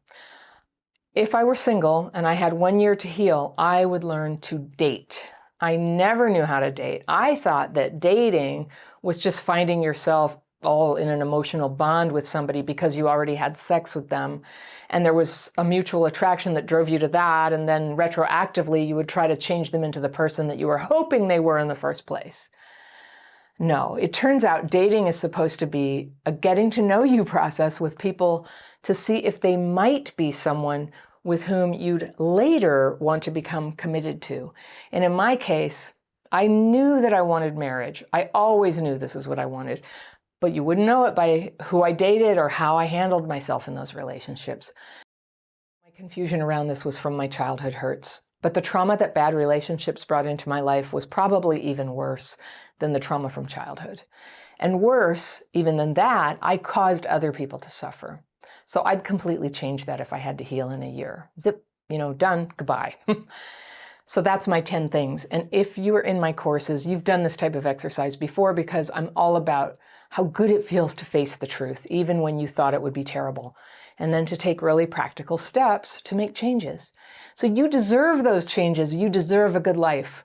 If you want to write your 10 things down, I made the worksheet and I put the link below where you can download it. I'm not checking your homework. This is just so you can try this exercise and see if it inspires you and helps you make a map of and dream big about your next steps. It's not a crazy goal to change your life in a year. Some parts of your healing are going to take longer, of course. But if you're ready and you're willing to do what it takes, jump in. There's so much that can start feeling better quickly. You probably already know what to do. And if sticking with your resolutions or your intentions to change is hard for you, one thing you can do is get support.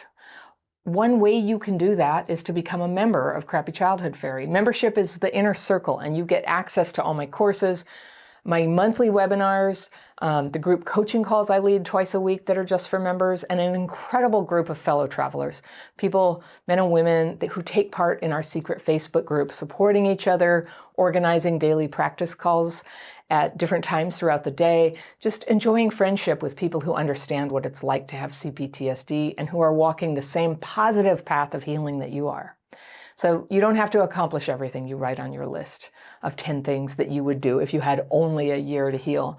But doing the exercise might energize you to stay on the good path and open your mind to what's really possible for you. Everything is possible for you. Childhood trauma is a thief of your mental focus, your confidence, your energy, your love. But you deserve to recover those things. They're yours. Recover what is yours. Be bold and become your full and real self at last. You're beautiful. You are real. Don't let anybody tell you that it has to take forever for you to become fully real and fully beautiful as you were meant to be. You were born for this. You're made to heal. This is your birthright, and you've already come this far. So be proud of yourself. I love you, and I'm so proud of all you have done to recover and bring your love and your light to this world. We need you. I've learned a lot about healing past trauma by observing people who are trying to change their lives and watching who moves forward and transforms their personalities and their relationships and their material success in the world, and then watching who does not. And I got to meet a lot of people who were working on themselves because I was in 12-step rooms for decades. And I had periods where I was willing to go to any lengths. I was doing all the work. And then I had these other times where I really didn't do it. I couldn't do it. I didn't have it in me. I would shrink from it. And I would just sort of go along and talk the right talk, but, just do the least amount of work. In my case, it was usually because I was into some relationship that wasn't really compatible with my healing. It was dragging me down, or because I just wanted people to think I had it all together. So I made excuses for the problems I was having, all the conflicts with people, all the financial problems, all the relationship chaos. So if you're not moving forward, I know what that's like. But then I did move forward, and that's what I teach here for anyone who's ready to face the problems honestly and see where they might be resisting what's right, what's in their best interest to make their lives better. So I want to share with you a list of 6 excuses that I hear all the time that I've made myself. And excuses, they're like cement shoes, okay? So if you recognize them, you know there's a big opportunity for you to get free and heal and change your life. You don't want these cement shoes anymore, right? Number 1, the first one is what I call kicking the can down the road. I first need to do X, then I'll do Y. And it's an artificial sequence, right?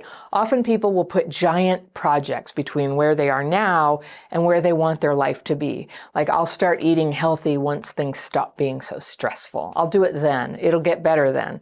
I'll leave this terrible relationship once I get my sanity back. I hear that a lot. That's a really dangerous fallacy. You're actually not going to get more sane in a terrible relationship. You're going to get ground down. So it's going to be much more difficult for you to leave the longer you stay. You'll often see people sabotaging their goals with some foolish action, something that really sets them back. Like, they want to go back to school, but then they go into debt, and then they can't afford to go to school. Or they want to get into a relationship, but then they hook up with some crappy ex and get all emotionally wrecked about it, or spend 6 months kind of, emotionally latched onto this thing that's not going anywhere. They're not going to get into that great relationship they were hoping for, not in that year. The second one is what I call getting on a high horse, where you're thinking, you know what, I'm not like all those shallow normies. Like, I have to suffer. And you get this with, I'm an artist, or I can't be expected to work full time, or I can't really care for my responsibilities because I'm just so, hurt or so creative. It's a superiority over other things. High horses, nobody likes them, and they don't help you solve your trauma. The third one is the straw man. Do you know what a straw man is? It's like this artificial entity where you can put all the blame and you go, well, I can't change because this situation is completely holding me back. But it's kind of a fake thing, right? Or it's something where you're sort of constructing it as this big obstacle, but the obstacle may not be as big as you think. So this would be something like, the problem is with the system. It's rigged against people like me. It's capitalism, it's patriarchy, it's the diet culture. People are idiots that they have this religion or this political view and so on. But staying stuck and blaming it entirely on outside entities and people it's an excuse. It's an excuse to not change. And it'd be so great if you could honestly say that change was impossible because of this issue, or that the group of people make it impossible for you, because then all you have to do is get them to change and you'd be fine. But that's not how it is. A, they're not going to change. And B, even if they did, you would still have your sort of trauma symptoms. You'd still have the things inside that are limiting you. So you might not ever be rich. You might not ever have a career of your dreams. But I guarantee you, if you can face and work on what is holding you back in here and in here, you can change. People can make positive transformations under all kinds of circumstances. They do that when they're poor. They do it when they're incarcerated. They do it when they have to live in hiding. Yes, there are huge obstacles and disadvantages, and life is not fair. But every person, including you, is capable of great things based on where you are right now. For each of us, the job is finding how, in the environment in which we find ourselves, with the strengths and the weaknesses that we have, with the cards we've been dealt, what can we strive for? Can we move forward? Because we can. We can blossom despite everything. All right, the fourth one I call collapsing. I give up. I can't do things like this job or this conversation or this obligation or this relationship where I promised someone I'd help them, but now I'm tired. Tiredness is a huge form of collapse. And as you know, tiredness has a lot to do with choices that you make.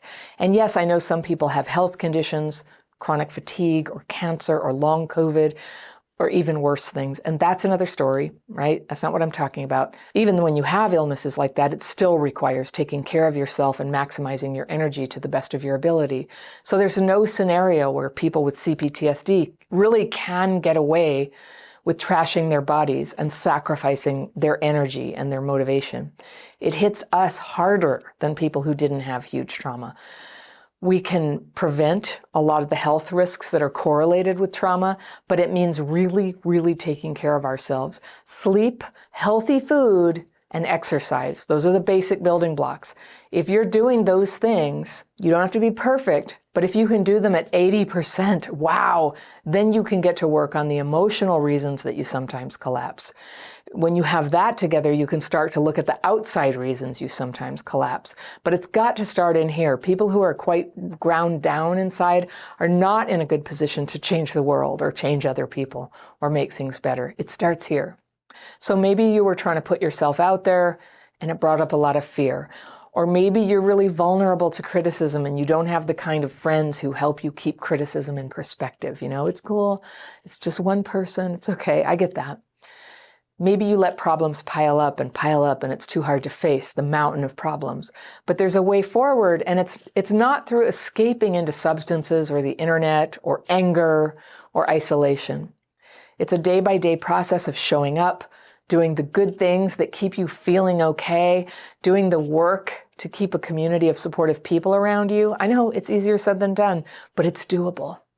And using the tools that help you do all that one day at a time. 12-step groups. You can use my daily practice. It's a free set of techniques. Saved my life. I teach it to everybody. It's a free course. It's down in the description section under every video I make. It's on the free tools page of my website. Please go find it. Check it out. You can come to free calls with me once you've signed up. We do the techniques together. I answer questions. It's a great way we can meet each other. You can also join my membership if you want. But if you're trying to change these behaviors where you're making excuses for changing your life, these are the areas where you might be getting bogged down. Okay, the next one is magical thinking. This is where you decide to believe that some bad situation you've created in your life, it's just happening to you. Bad things do just happen sometimes, but I'm talking about the things you actually chose, which becomes especially clear if the same bad thing happens again and again. Have you been there? I have. The abusive work environment, the emotionally avoidant partner, for example. Your trauma may be driving you to these patterns, but the pattern isn't going to change until you change it. So try to notice if you're making excuses for your patterns. What you hear people saying is, I'm just unlucky, or I'm cursed. I used to say that. I really thought it too. I'm like, I'm cursed.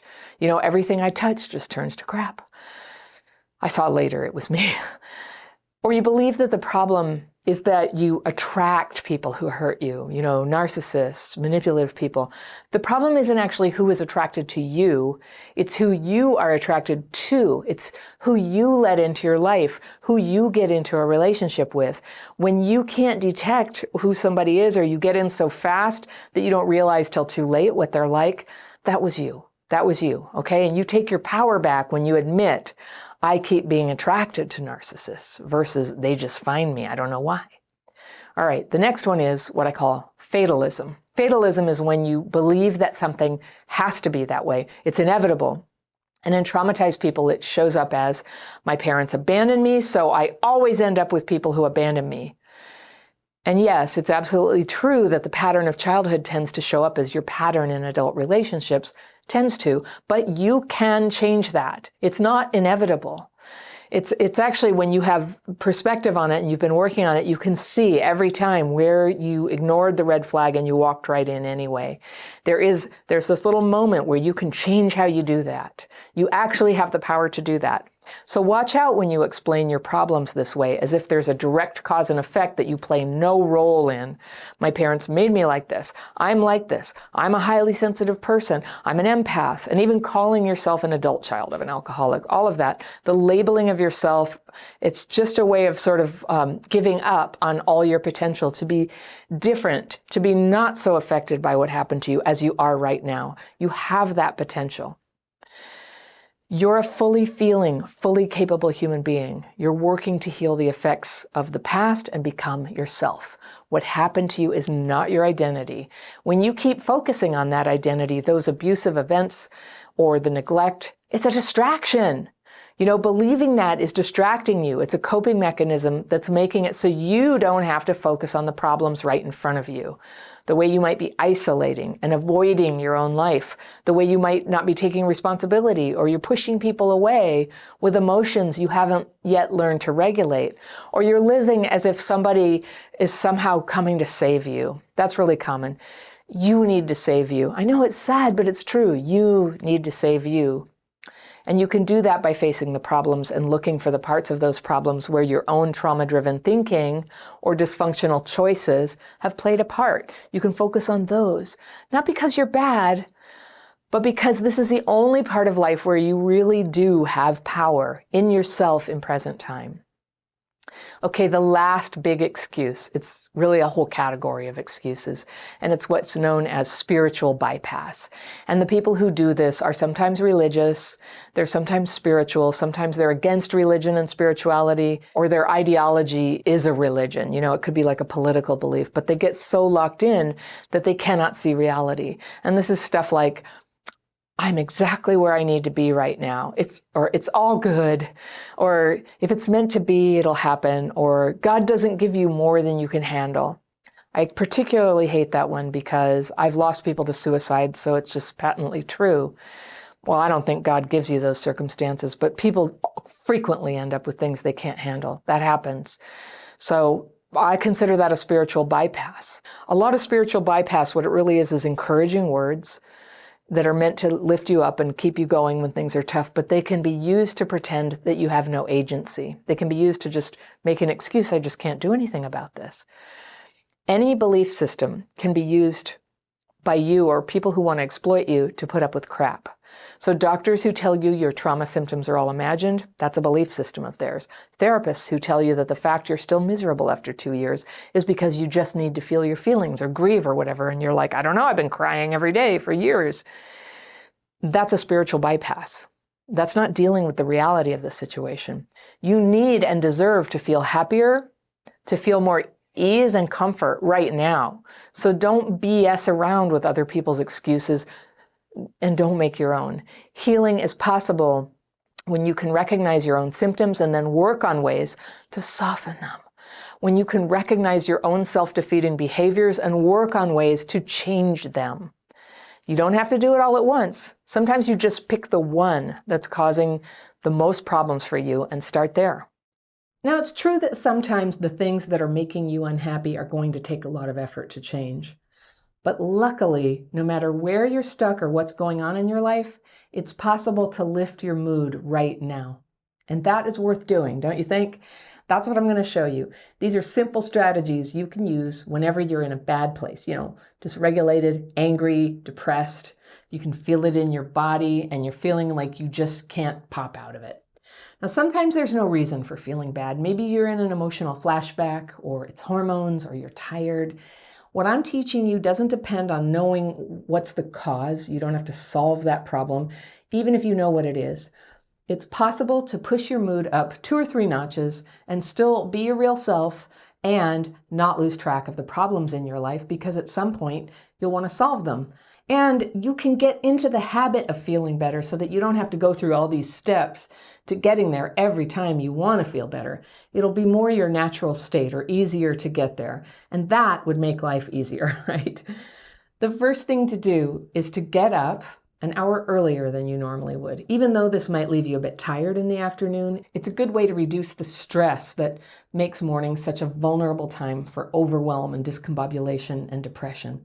When you get up early and you get out of bed, you're freeing yourself from both hurrying to get out of the house, big CPTSD trigger, by the way, and immobilization, where you stay in bed for too long after you wake up, which is like a big open door for depressed emotions. So get up an hour earlier, then get up out of bed. And yeah, you're going to be tired, all right? Tiredness is not an emergency. You can get a hot beverage if you enjoy that. I personally am a coffee person, not everybody is. And then you can get on to the second thing I'm going to recommend to you to feel better, which is to do some writing. Now, some people write in their journals. I teach techniques that help you get your anxious and depressed thoughts out of your head and onto paper. That happens to be very important to me because I often wake up in an emotional flashback or wake up worried about things. So if you want to learn about that technique, there's always a link under my videos. It's called the Daily Practice, and it's right down there in the description section beneath this video. When you can get the fear and resentment out of your head and onto paper, it gives your mind a little vacation. And fear and resentment can't color all your thoughts like they ordinarily would. And don't forget to release those thoughts after you write them, or actually ask your higher power, if you have one, to take them from you, to remove them. These are the thoughts that drive the hamster wheel of doom in your mind. The hamster wheel of doom, the worries, the grudges. And with less of that, you have more mental and emotional fresh air to be yourself and to just have a good day. All right. The third thing that you can do to feel happier and lift your mood is to meditate. Now, I meditate for 20 minutes twice a day. If you can even do 5 minutes, that would be a very positive thing to do. Not everybody feels like they can meditate, but you don't have to worry about doing it well. I don't necessarily mean anything difficult. You don't have to sit a special way. You don't have to have an empty mind or focus on your breath or avoid thoughts. You just rest with your eyes closed, maybe with a mantra. A mantra is a simple word like okay. Just okay, just a very simple, releasing, undemanding word that helps remind you that you're meditating. You can learn a simple meditation in the free course that I mentioned, the Daily Practice. I've got a little tutorial there and some music you can meditate to the first time you do it. A lot of people, I hear them criticize themselves and say, I can't really meditate. I think so much. And that's precisely why we meditate. First, it's natural to think. That's what your mind is for. And having an active mind can be a good thing. But we need to give that mind a rest sometimes, because the dysregulation of complex PTSD, it is in your mind, and it's a brainwave thing, and you can consciously start teaching yourself to calm and re-regulate your brain waves. So we just give it a nice rest, take off all expectation that it'll be perfect, and accept that thinking is natural. You don't have to be good at meditating to start meditating. In fact, who should start meditating? People who are not yet good at it. You just start where you are. And writing fears and resentments on paper beforehand, like we just talked about, will reduce the mental chatter that's making meditation difficult.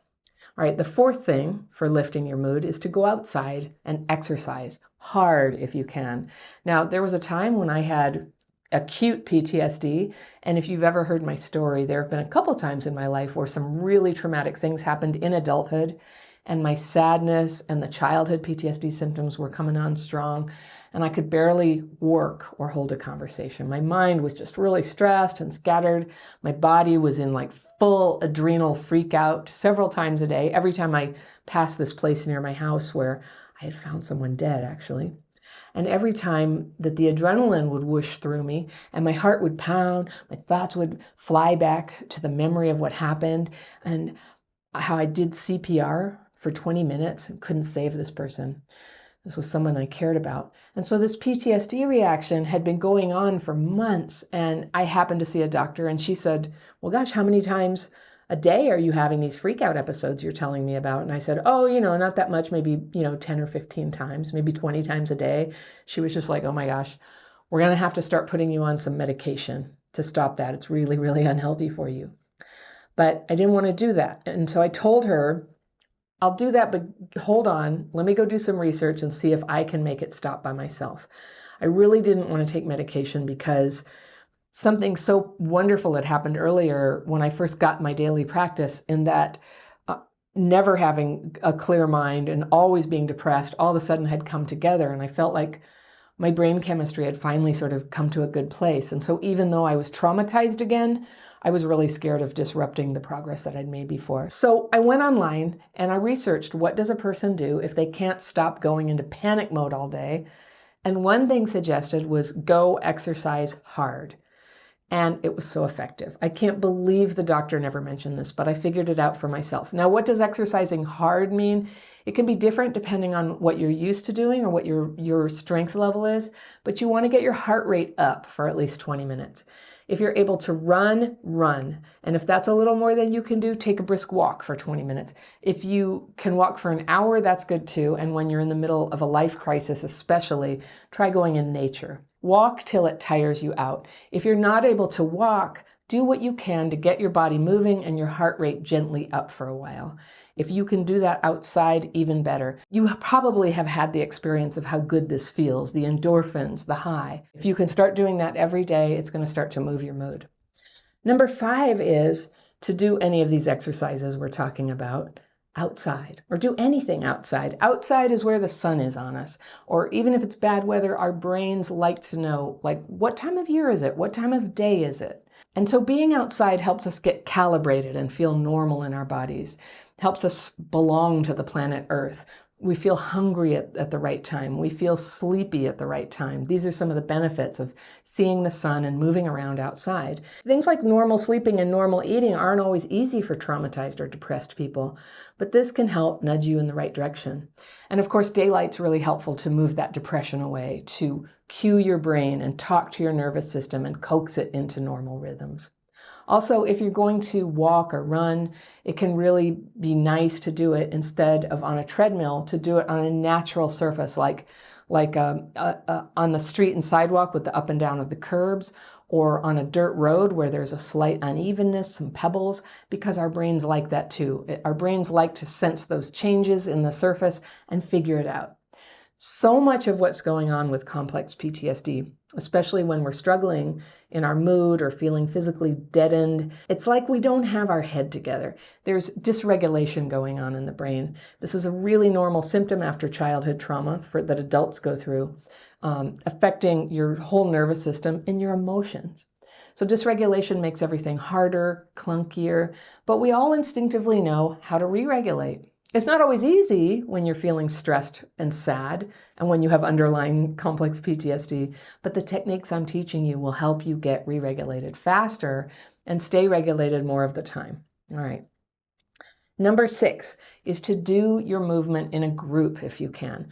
Movement together with other people, and I know other people are really triggering, but if you can do it together, following verbal instructions like in kickboxing, which I happen to really like, or Zumba, or something where an instructor is calling stuff out, right, left, Anything where we're hearing and responding with our bodies to the left and right cues accelerates your recalibration and the re-regulation of your brain and brings you out of that PTSD fog that can be so tangled up in your depression. Crossing the center line of your body helps, and doing any of this in a group for reasons they don't totally understand magnifies the benefit, all right? Number 7 is to eat some protein with every meal. Overeating, and particularly sugar and carb addiction, are very strongly connected to childhood PTSD. A lot of breakfast foods like, toast, donuts, cereal, that kind of thing, it's pure fast carbs. And carbs will kind of take your energy and lift it up and then make you very tired. And that leads to depression too. Anything that's making your endocrine system spike and then go down, up, down, tends to be triggering for PTSD too, and for moods. So a little quick piece of advice is make sure you're eating protein with your meals, even if you're eating it with carbs. So instead of just having toast for breakfast, for example, have some eggs on toast.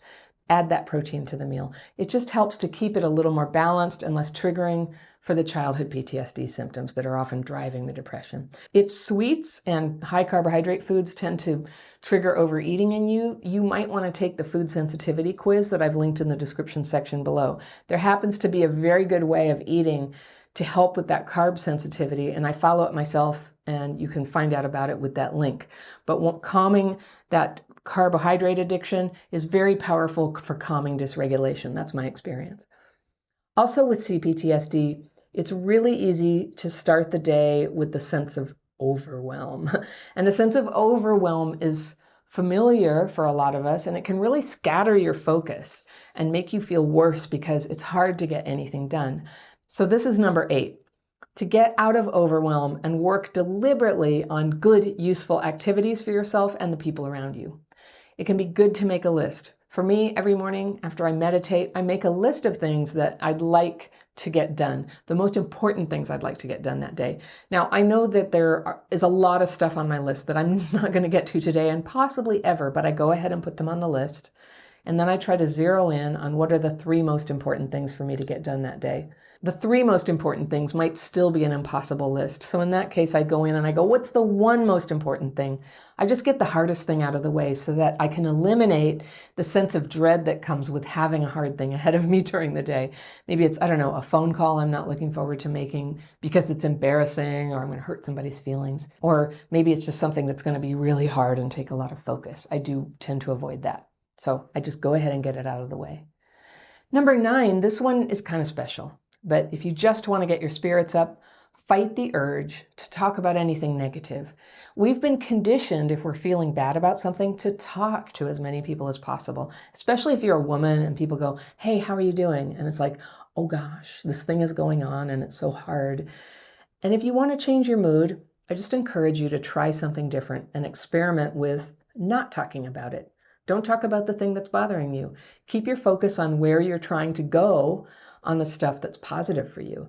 Now, I don't mean categorically never talk about what's bothering you, because sometimes it's purposeful to talk to somebody about something that's bothering you. Of course you should do that.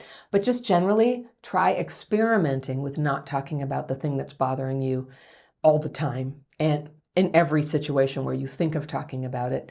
And you'll be surprised how easy it is to have your mood start going in a completely new direction when you're not constantly reminding yourself how upset you are about something. Number 10, there's a question to ask yourself. What am I avoiding? And a lot of times, a depressed mood is really just a sense of dread about a thing you're avoiding. It could be something like you're avoiding learning about something that you know you need to know in order to work effectively, or you're avoiding a person that you really ought to be paying attention to. You might be avoiding a task that you need to do and it's bothering you. Now, I'm sure you've noticed avoiding things can ruin all your free time while you think about doing it or not doing it. Should I do it? I didn't do it. So you can write, what am I avoiding? Make a list and see if you can find the next right action for you to take there to give yourself that good feeling of accomplishment, knowing that you're taking care of your life, not avoiding it. And finally, this is like the cherry on the sundae. If you really want to have a good day, find something kind that you can do for somebody where they won't even find out who did it for them. If they find out, you forfeit. You don't get the point. You have to find something else that day. And the reason I say that is because if there's any chance that we're going to be thought of as a great person for doing this good deed, sometimes it can sort of pollute the beneficial effects of doing a kindness for someone. You're doing this time for your own happiness. And if it helps someone else, all the better. You can call somebody who you know is having a hard time, for example. You can put your neighbor's empty trash cans back in their driveway after pickup. You can put a few quarters in someone's parking meter when you see that it's expired. If you can't afford to pay for other people's parking, you can give someone a kind word and you can just say, "You're doing a great job." Or you can compliment them and say, "The way that you just explained that was so clear." Be real with them. Like, don't lie. Don't make stuff up. If it's appropriate to put a hand on their shoulder, though, when you say something like that, can make your words very powerful. The point is to pay attention to what other people have done that's deserving of a compliment and just give that to them. And when you do that, you become an agent of good, which is really what you're made for. Life feels really good when you remember this, and you remember it by acting like it, even when the motivation isn't really there at first, and you're just going through the motions. Even when you're sad, the good things you do could make a big impact on someone else who's suffering. Have you ever had somebody come back and tell you that? You said this thing a couple years ago and you're thinking, I don't even remember saying that. So it's a good thing that you had good on your mind when you did it.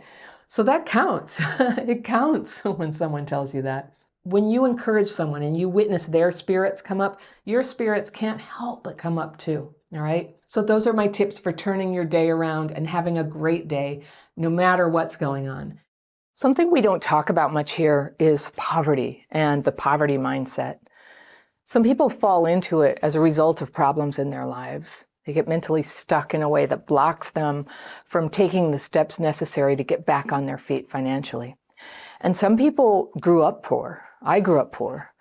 At first, my family wasn't poor, but my parents' alcoholism and the crazy 60s lifestyle made us poor. And that's the kind of poverty that doesn't get talked about, the kind that's caused by parents in a dysfunctional family. And this is more than material poverty. It's also a mindset that maybe you inherit from your parents. Money is the root of all evil. Functional families are just all conformist. People who have money are greedy and selfish. Employers are always out to exploit their employees. Do you have these influences on your thinking from the past?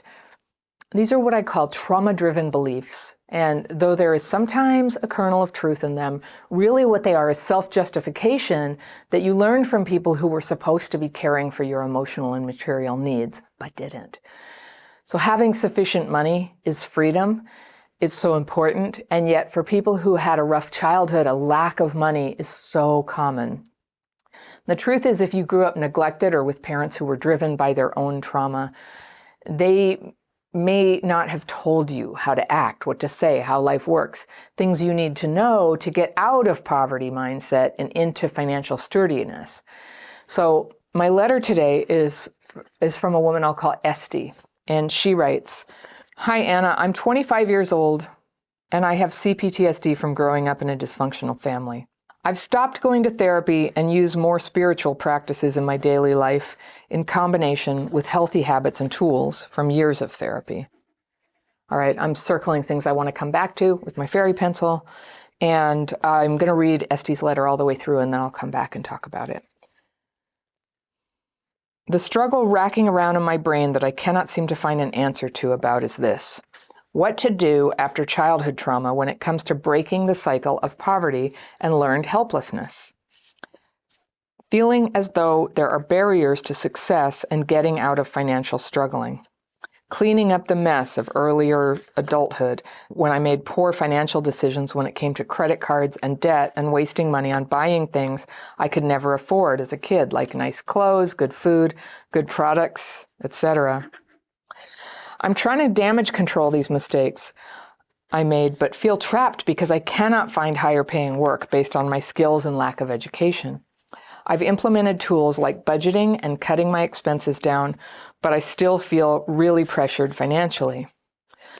I know for certain that I've lived in survival mode all these years. I've worked my butt off in restaurants and have management experience, but I don't have a college education or any type of trade school or certifications.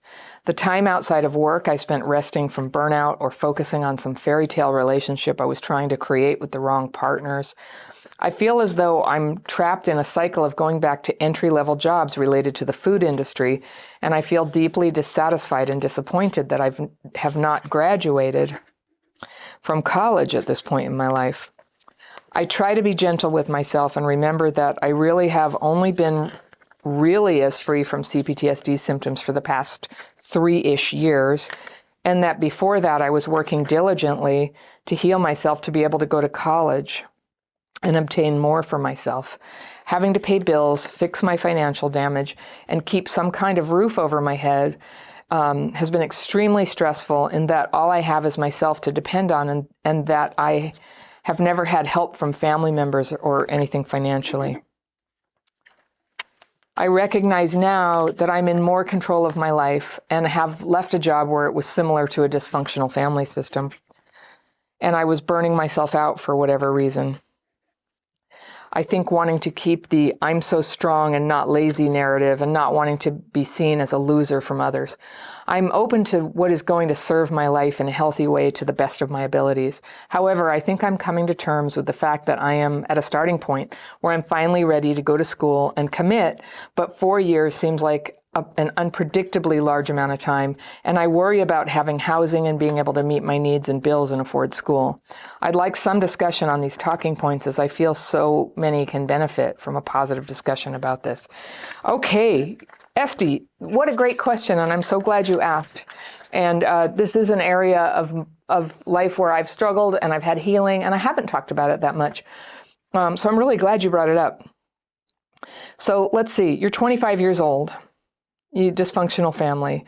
You did years of therapy, and now you've stopped. And actually, that is one of the financial things that can help so much. Sadly, therapy costs a lot of money. And if you have money problems, it can keep you in money problems. And so it would have to be incredibly effective to be worth it for that. And often it's not. So you've gotten quite a bit out of it already. And now you're doing other things. Spiritual practices, good for you. Healthy habits, good for you. You watch YouTube videos. And now you want to work on the cycle of poverty and learned helplessness. You get so used to being stuck that you stay stuck. It's all you know. It feels scary to do anything different. So that is so something that happens to people who had trauma, and it's definitely something that can happen with growing up poor, and especially when your parents were sort of indoctrinating you with this negativity towards success, earning, participating, being middle class, anything like that. And I got a bit of a dose of that. And I had to do conscious work to get free of it and go, it would be good to have money, actually. There's no shame in that. And to get to the point where I was somebody who could ask for a raise. That's, there's a lot of clearing that you need to do to get to that point. All right, so let's see. You made poor financial decisions as a young adult. You got a credit card and bought money of things that you couldn't really afford, but they were things you couldn't have as a kid. I totally get it. And you're trying to do damage control. I'm going to talk about that debt in just a minute. Budgeting, cutting expenses down, but still feel pressured. Yeah, it's, when you're in an entry-level job or a food service job and you're in debt, it is a high pressure situation, but you will not be the first person to get out of it, okay? We're going to talk you through this. You can get out of this. It's going to be a big change, and I want you to try to think of this as something that's going to be fun. And this is, you're just so not alone with this. So many people have gotten into this predicament. So you've been in survival mode. You've worked in restaurants. You really want a college education. I hear that. So what's interesting to me, I don't know, your letter never said what you want to do with that education. It's just the idea of college.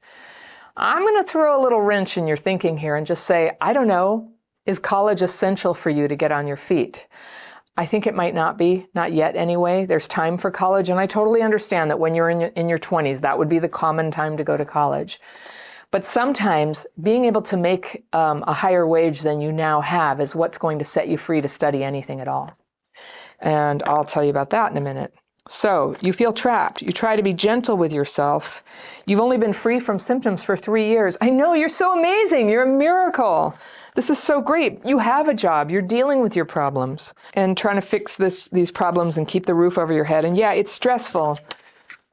It's stressful. I've been there. I've been there so much. I've been without health insurance. I've like not had an apartment and had to couch surf.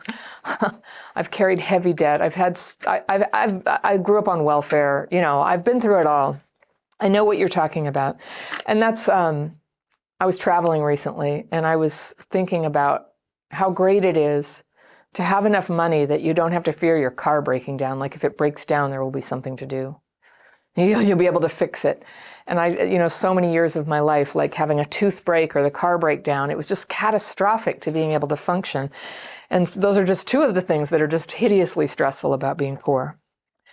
So, but I also hear you have a lot of potential. You have a lot of potential. You have these desires. When these desires and this frustration with the way things are show up in your heart, it's often a sign, it's like a little seed is putting down roots and it's about to come up and start growing like crazy to propel you to your next stage of life. So yeah, so then committing to 4 years, it sounds like a very long time. I agree. Here's what we're dealing with right now in history is a lot of people are going into massive debt to get that bachelor's degree, and it doesn't necessarily translate into a job. I think what college degrees do help do is mark you as a member of the middle class, as socially acceptable in jobs. But honestly, well, the way that I've structured my career is I got a bachelor's degree fairly early on. It didn't help me. It didn't help me at first. I did learn a lot. It was good. I learned about biology. I learned a lot of technical skills. I studied video production. This was in the 80s. And I moved to Hollywood to go get work. And guess what? It was the 80s and women didn't get work in production. There were a few jobs you could do: makeup, costume, scripts, which, is hard to break into. You could be a runner, you could be a production assistant. There was not a lot of stuff a woman could do.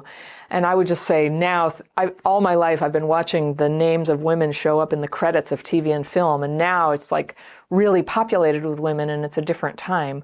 But at that time, even though I was like a distinguished student in the production program I was in. I was the first woman producer in my program. I got to LA and I was there 2.5 years and I never got more than office temp work. That's what happened. And it was so discouraging. I just, hit a wall in the world. Now I had some of my own problems. Because I had been very poor going through school, I was like making pizza, doing minimum wage work to get through college. I was working all the time. I could never do internships. And that's one of the things that can make college so much more fruitful in terms of getting you employed is if you have the means to work for free for somebody. And that's something like I really want to give my kids. I'm like, do internships, go do the best internship you can. I'll support you for that. Because I'm in a position, my parents weren't in that position. They also, even when they were in the position, it's just not something they wanted to do. I did have a little money that my dad died when I was 15, and I had some Social Security money that would come every month, and I had some money from him, and it lasted for like 2 years. And in those 2 years, I got out of high school early. I didn't know what I was doing, I didn't know where I was trying to go. So what I know now is it's so important to know like where you want to go. And most people at 25 don't know yet, and the way you learn that is by trying things. And so I'm a big believer in community colleges that are free or low cost, online courses that are free or low cost, and internships that don't pay so that you can go start to experience what different work is like. You have amazing talents in there. And the way that they reveal themselves is through an interaction of you and that profession. So you have to get out there and give it a try and get a feel for it. Now, it's funny. One thing I regret about my own career path is I would end up sort of wanting to move up in whatever job I got, even if it was just like not a job I really wanted. It was just the only job I could get. So when I left Hollywood, I got a job as an administrative assistant at a medical center. And it was just like, I just needed a job. I just needed a job so that I could get out of LA and back to where I wanted to live in the Bay Area. And And I did that job, and it was okay. They were nice people. I did well in that job. But next thing you know, I worked in healthcare for 20 years, and that was never my intention. I'm a creative. I was always there, like writing, doing stuff on camera. I was doing comedy. Like what I'm doing now finally is consistent with where things were always sort of meant to go with me. But I learned a lot, and I made a living, but I didn't make a great living. One thing I've learned about jobs is, like if you were not born to it, if you were not born to those upper levels and people aren't like introducing you to people who can get you into a higher level on the job, if you don't know how you're supposed to talk, like there were things like when there was an office lunch, I would go out to lunch and I don't know, I felt like a country bumpkin. I'm not from the country, but the way I was raised by, hippies who were really anti-capitalist and stuff, I didn't know manners. I just didn't know manners. I didn't know who should talk when and what you should say and what you shouldn't say. And so there were a lot of ways I kind of shot myself in the foot and couldn't advance. The other thing is, and I'll tell you that before 30, my CPTSD symptoms were a lot more under control. But nonetheless, when I felt slighted on the job, I had a hard time hiding how bad I felt. And sometimes there's nothing you can do about that. If I could go back and change things, I would have learned my daily practice, when I was like 15, when I started really stuff started getting hard for me. And I would learn how to deal with my hard emotions and I would know where to go. But I just had nothing. I used to, eventually when I was 21, I could afford therapy and they were like, go confront your parents about what happened. That made everything worse. I just spent my 20s unable to find anything that helped me. It was really scary.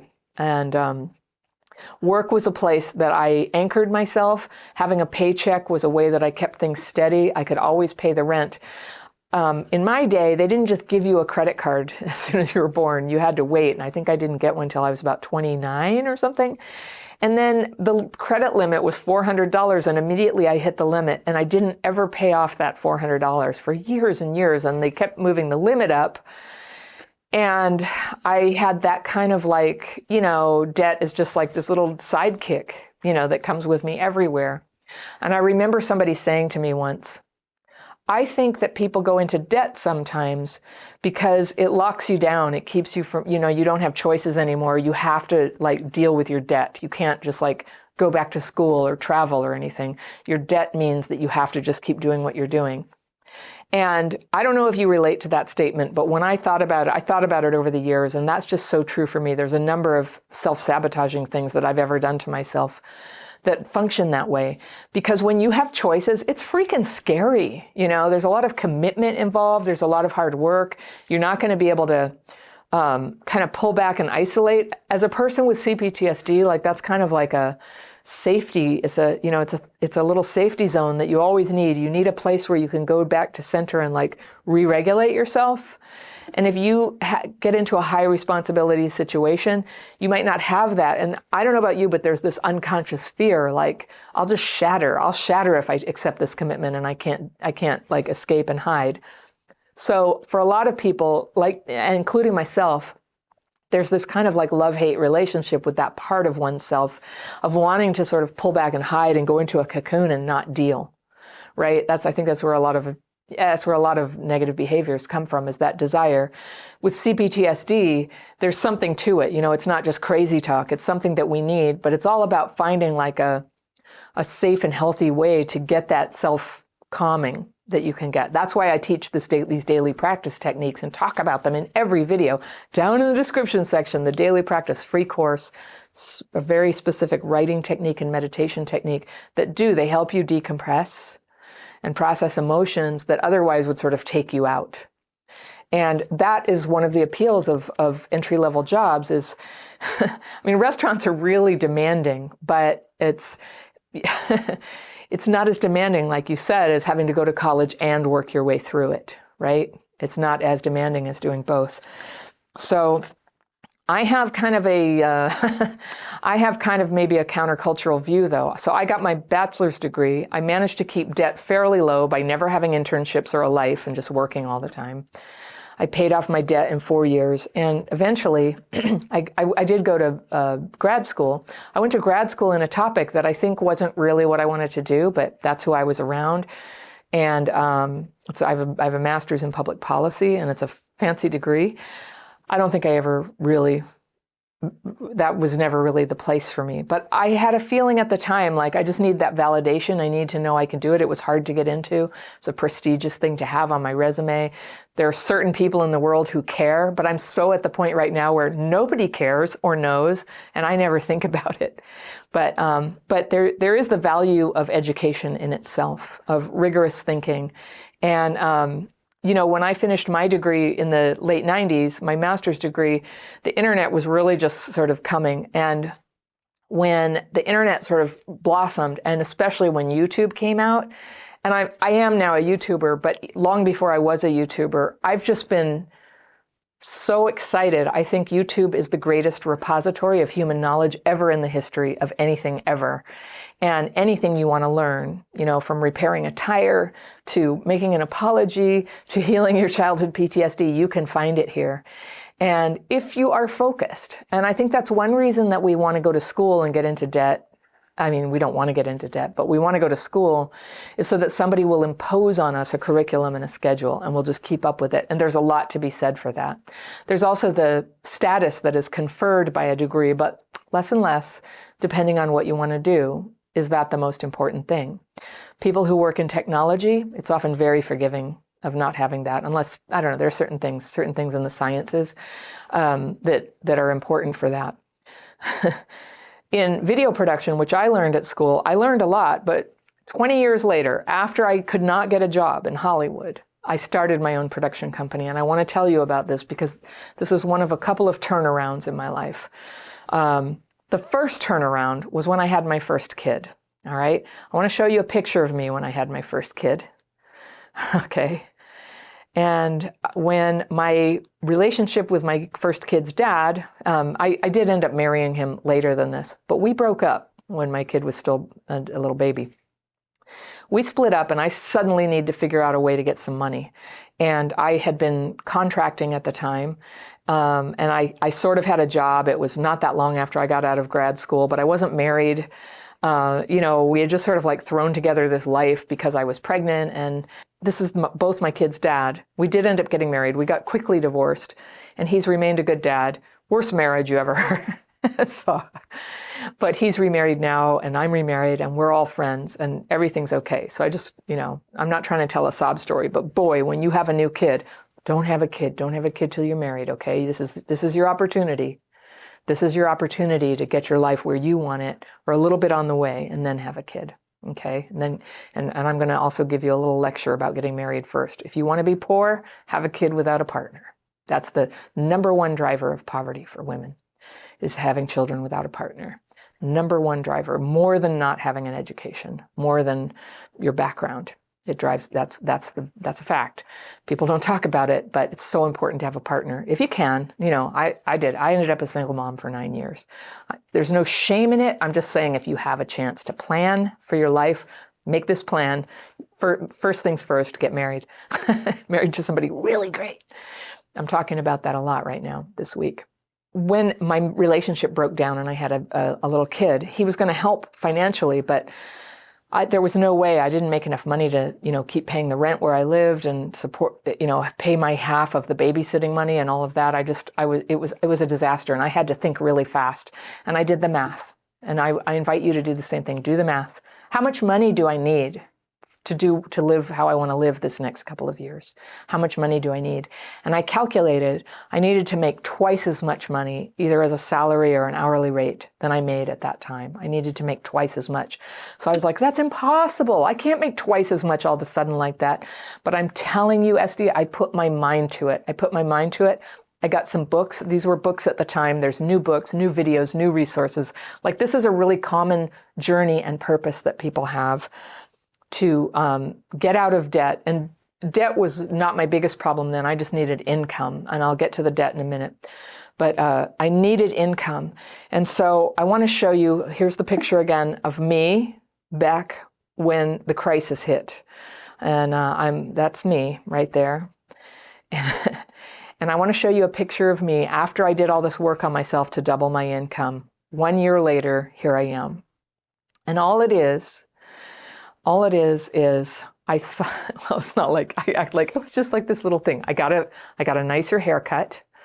I I went to Marshall's and I got this $30 really nice jacket. You know, I had a few things like that. I got really cheap clothes that were nice. You know, I prioritized that. No more comfort, no more whatever from my old hippie upbringing. You know, I put on some nice clothes and I changed jobs. I used to work at a nonprofit and they would say, oh, we don't have any more money.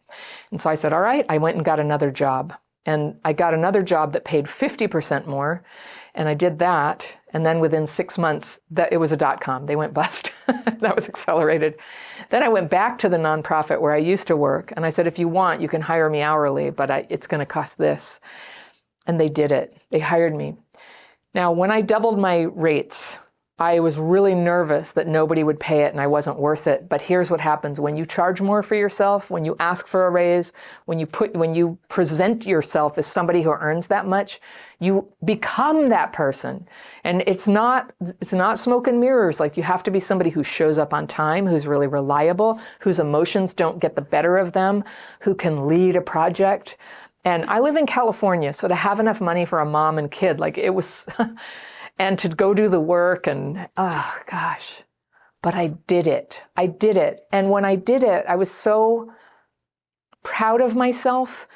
One of the things that happens when you up your earning like that is you don't have to go backwards again. It would be very rare that you had to go backwards. So I remember, so it was a friend at work. I said, I was thinking of charging this. And she said, no, double it, double it. I'm like, really? Can I? She goes, yes, you can. You're worth it. And once I started charging that, and I remember the employer was like, what? Okay. But I had become indispensable. And because I had gone off somewhere else and come back, and I don't think coming back is always the way. You got to change jobs sometimes. And I think that people who had trauma, like we parentify our boss sometimes, or we make our job into our family. And then we're like, we have the same drama. We're like, I can't leave my family. I'm stuck with my family, and you guys don't treat me good. Jobs are not family. They're not family. They're where you work, where you develop yourself, and where you earn money. And so the right thing to do is, when the job doesn't fit you anymore because it doesn't pay enough or they're not treating you well, is to move on. And so you've got to try. You've got to try. And so this was a process that took about a year, but I survived. All right, then 2008 came along some years later, and that's when the housing market collapsed and the whole economy, you know, everyone I knew got laid off. And at that time I was a consultant, and everybody who employed me got laid off. Therefore, I didn't have work. And there was this 1 year where I made about 15% of what I needed to get by. That was the year I met the man who's now my husband. And so it was kind of cool. I had his companionship as I tried to figure this out. I was working pretty hard to present myself as not a big walking catastrophe, a single mom with no money. How lovely, right? Marry me. But he did. He did after 5 years. Yeah. So we got engaged after 3. But I got my life together during that time. There were a lot of things I changed about my life. As I returned to my spiritual life, I returned to my daily practice. I started to read about and cultivate some deeper, more challenging values for myself about right and wrong and setting my life straight, because money was the least of my problems back then. Now, right at the time I met him, I had just been through a 4-year period so I had a medical catastrophe. I had a surgery. I had my first kid. It was a difficult birth. I had to have a surgery, which I had in like 5 years later, and something went wrong, and there were tons of complications, and I ended up having 14 major surgeries over 4 years, and I was in and out of the hospital.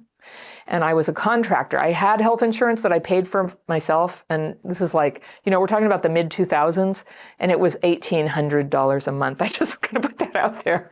It was so much of my income, and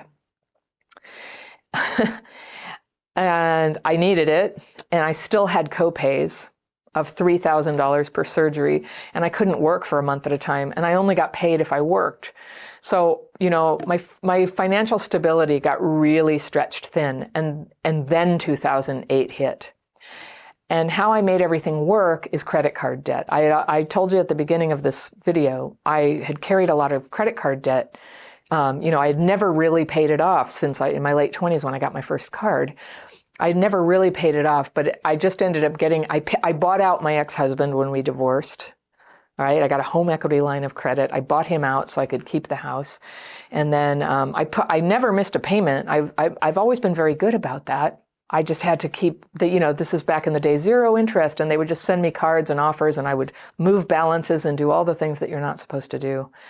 Now, back when I doubled my income, before the recession hit, I was able to buy a house. I read books, I studied, I saved money, I picked up pennies, I went to the cheapest gas station. I was super duper focused on saving money, and I was able to buy a house. And this was when they were selling houses. You could put 0, down payment. And I did that. And all I had were closing costs. And I did that. And everything would have been fine except the economy collapsed and there was no work to be had. And for a year, practically, I barely had any work. So this is what happened. This is what happened during that collapse, is I realized that my consulting work was not going to come back all the way. And no matter what. And that anyway, I hated it. Because anyway, I was a creative. I had all this great creativity inside me. And I like to make videos. I like to teach. I like to talk. So you know what I did? I went and drew back on my video production experience. I said, I'm going to start a video production company. I couldn't get a job back in the 90s, but now it was 2008, and I started a company. And I didn't know anymore how to do video. Video had transitioned from tape to digital in the meantime, and I didn't know. So I found somebody who could shoot and edit, and I partnered up, and then we got a rate. And then I would I called everybody I knew, and I convinced them, I can make a video for you. I was desperate.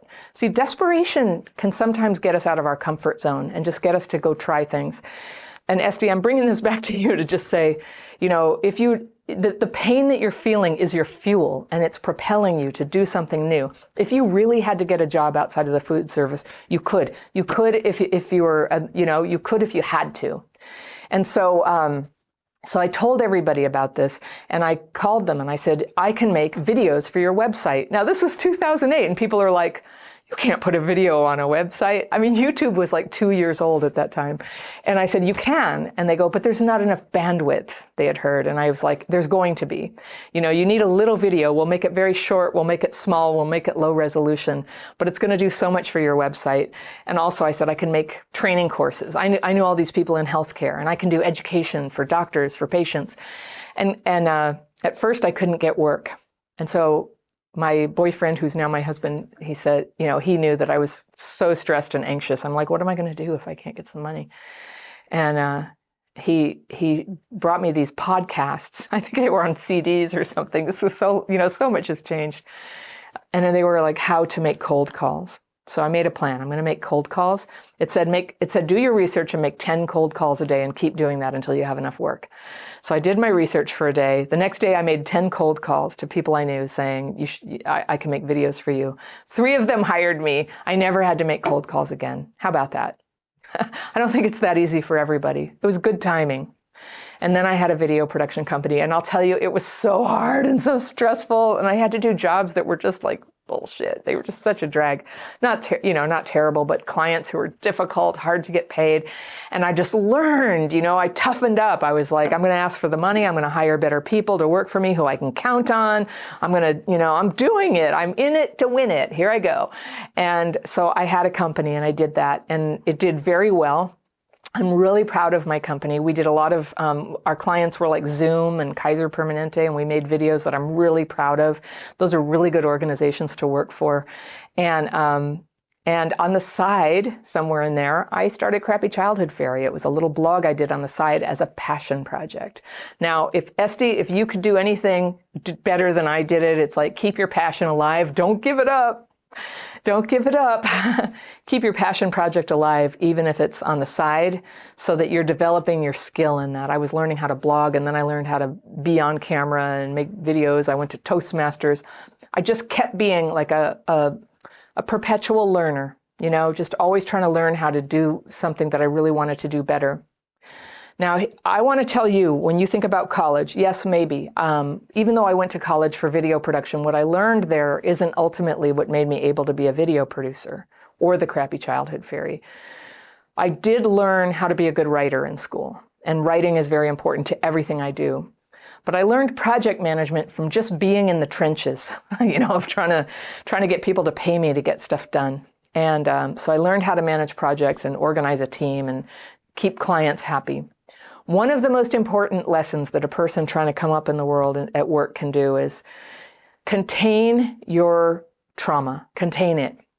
That you need an outlet for it. That's why we have 12-step programs. We have buddies in my membership program, but you cannot take it to work. It will hold you back.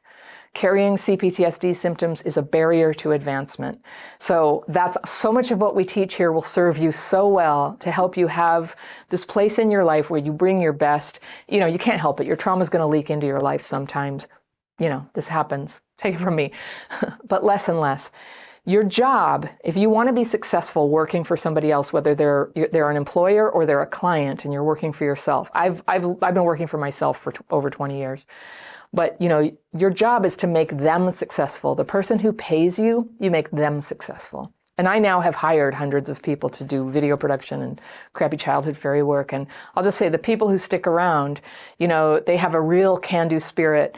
They are, fully human people who have strengths and weaknesses, but they are all about, they're with me on this. We're trying to make it successful, and that's what they're about. And then if they have any kind of personal difficulties, I'm the most understanding person in the world, but what doesn't work in any workplace, including the one that I now manage, is people coming in and just being antagonistic towards the mission or towards the boss or towards their coworkers. We can't have that. And unfortunately, I think when we grow up with trauma, and especially with the bad attitudes about money that you may have inherited, sometimes there's that. It's like, I ain't working overtime. Well, I don't want you to be exploited, but there's a difference between exploitation and just not having boundaries. So you learn to have boundaries and then show up with your best, and you will advance. You will advance, but you got to be a learner. I just wouldn't put all your eggs in this idea that college will prepare you to take this big step. So much of the step you're going to take depends on the way that you learn and try things and, read books and watch videos and put yourself out there and try to get a job. I have no idea what your interests are, but one thing I tell young people is learn to edit video. When I started my company, I had to learn to edit video because the first editors I hired were totally undependable. I had to learn, and you know how I did it? I Googled it. I learned on Google how to edit videos, and I passed. I was able to, keep going with my clients and sell videos. I look back at my old work, and it's not that good, but it got better. I learned, and it was necessity that pushed me. And there's so much you can learn online if you want to. So don't let this idea of college stop you from fulfilling yourself. If education is what you want, or you want to be in a profession that actually requires a college degree for real or a license of some kind, then bake that into your plan. But I think you're right that you might not be ready for that. I just don't advise that you take on $100,000 of debt to do that. That would hold you down for a long time. Learn how you can make $50, $100 an hour doing something that people pay that for, and get good at it through alternative means like learning it. And that's what video editing is. You can make $50 to $100 an hour, just saying. And especially if you practice, and especially if you get some jobs, some entry-level jobs, and work hard at them and do your best and be very reliable. You will get ahead, and soon you'll be making more money. So that's just one example. It's one example of a profession that you can get good at and make money. And there are others too that you don't necessarily need college. Here's where people without a college education can be difficult. If you can't write and spell and express yourself in a good customer service way, that's going to cut you out of a lot of jobs. So I really encourage you, if you have any weaknesses in those areas, work on that. So I've talked a lot about how to liberate your career. I know you know the steps about debt. I think one of the great resources, I told you about the debt. I ended up with $90,000 of debt, credit card debt. Part of it was carelessness, part of it was medical stuff and divorce and the recession. But before I remarried, I decided I want to get out of debt, and I worked my butt off. And this was making videos, and I would work sometimes till 1 a.m. I don't know if it was so great for me, but I got out of debt, and I felt really good about that, and I've never been in debt again. No more debt. Feels really good. All the money I earn can be saved. I'm all about saving now. At my age, that's what you want. You want to be saving your money. So I still try to live not too extravagantly. and put money in savings.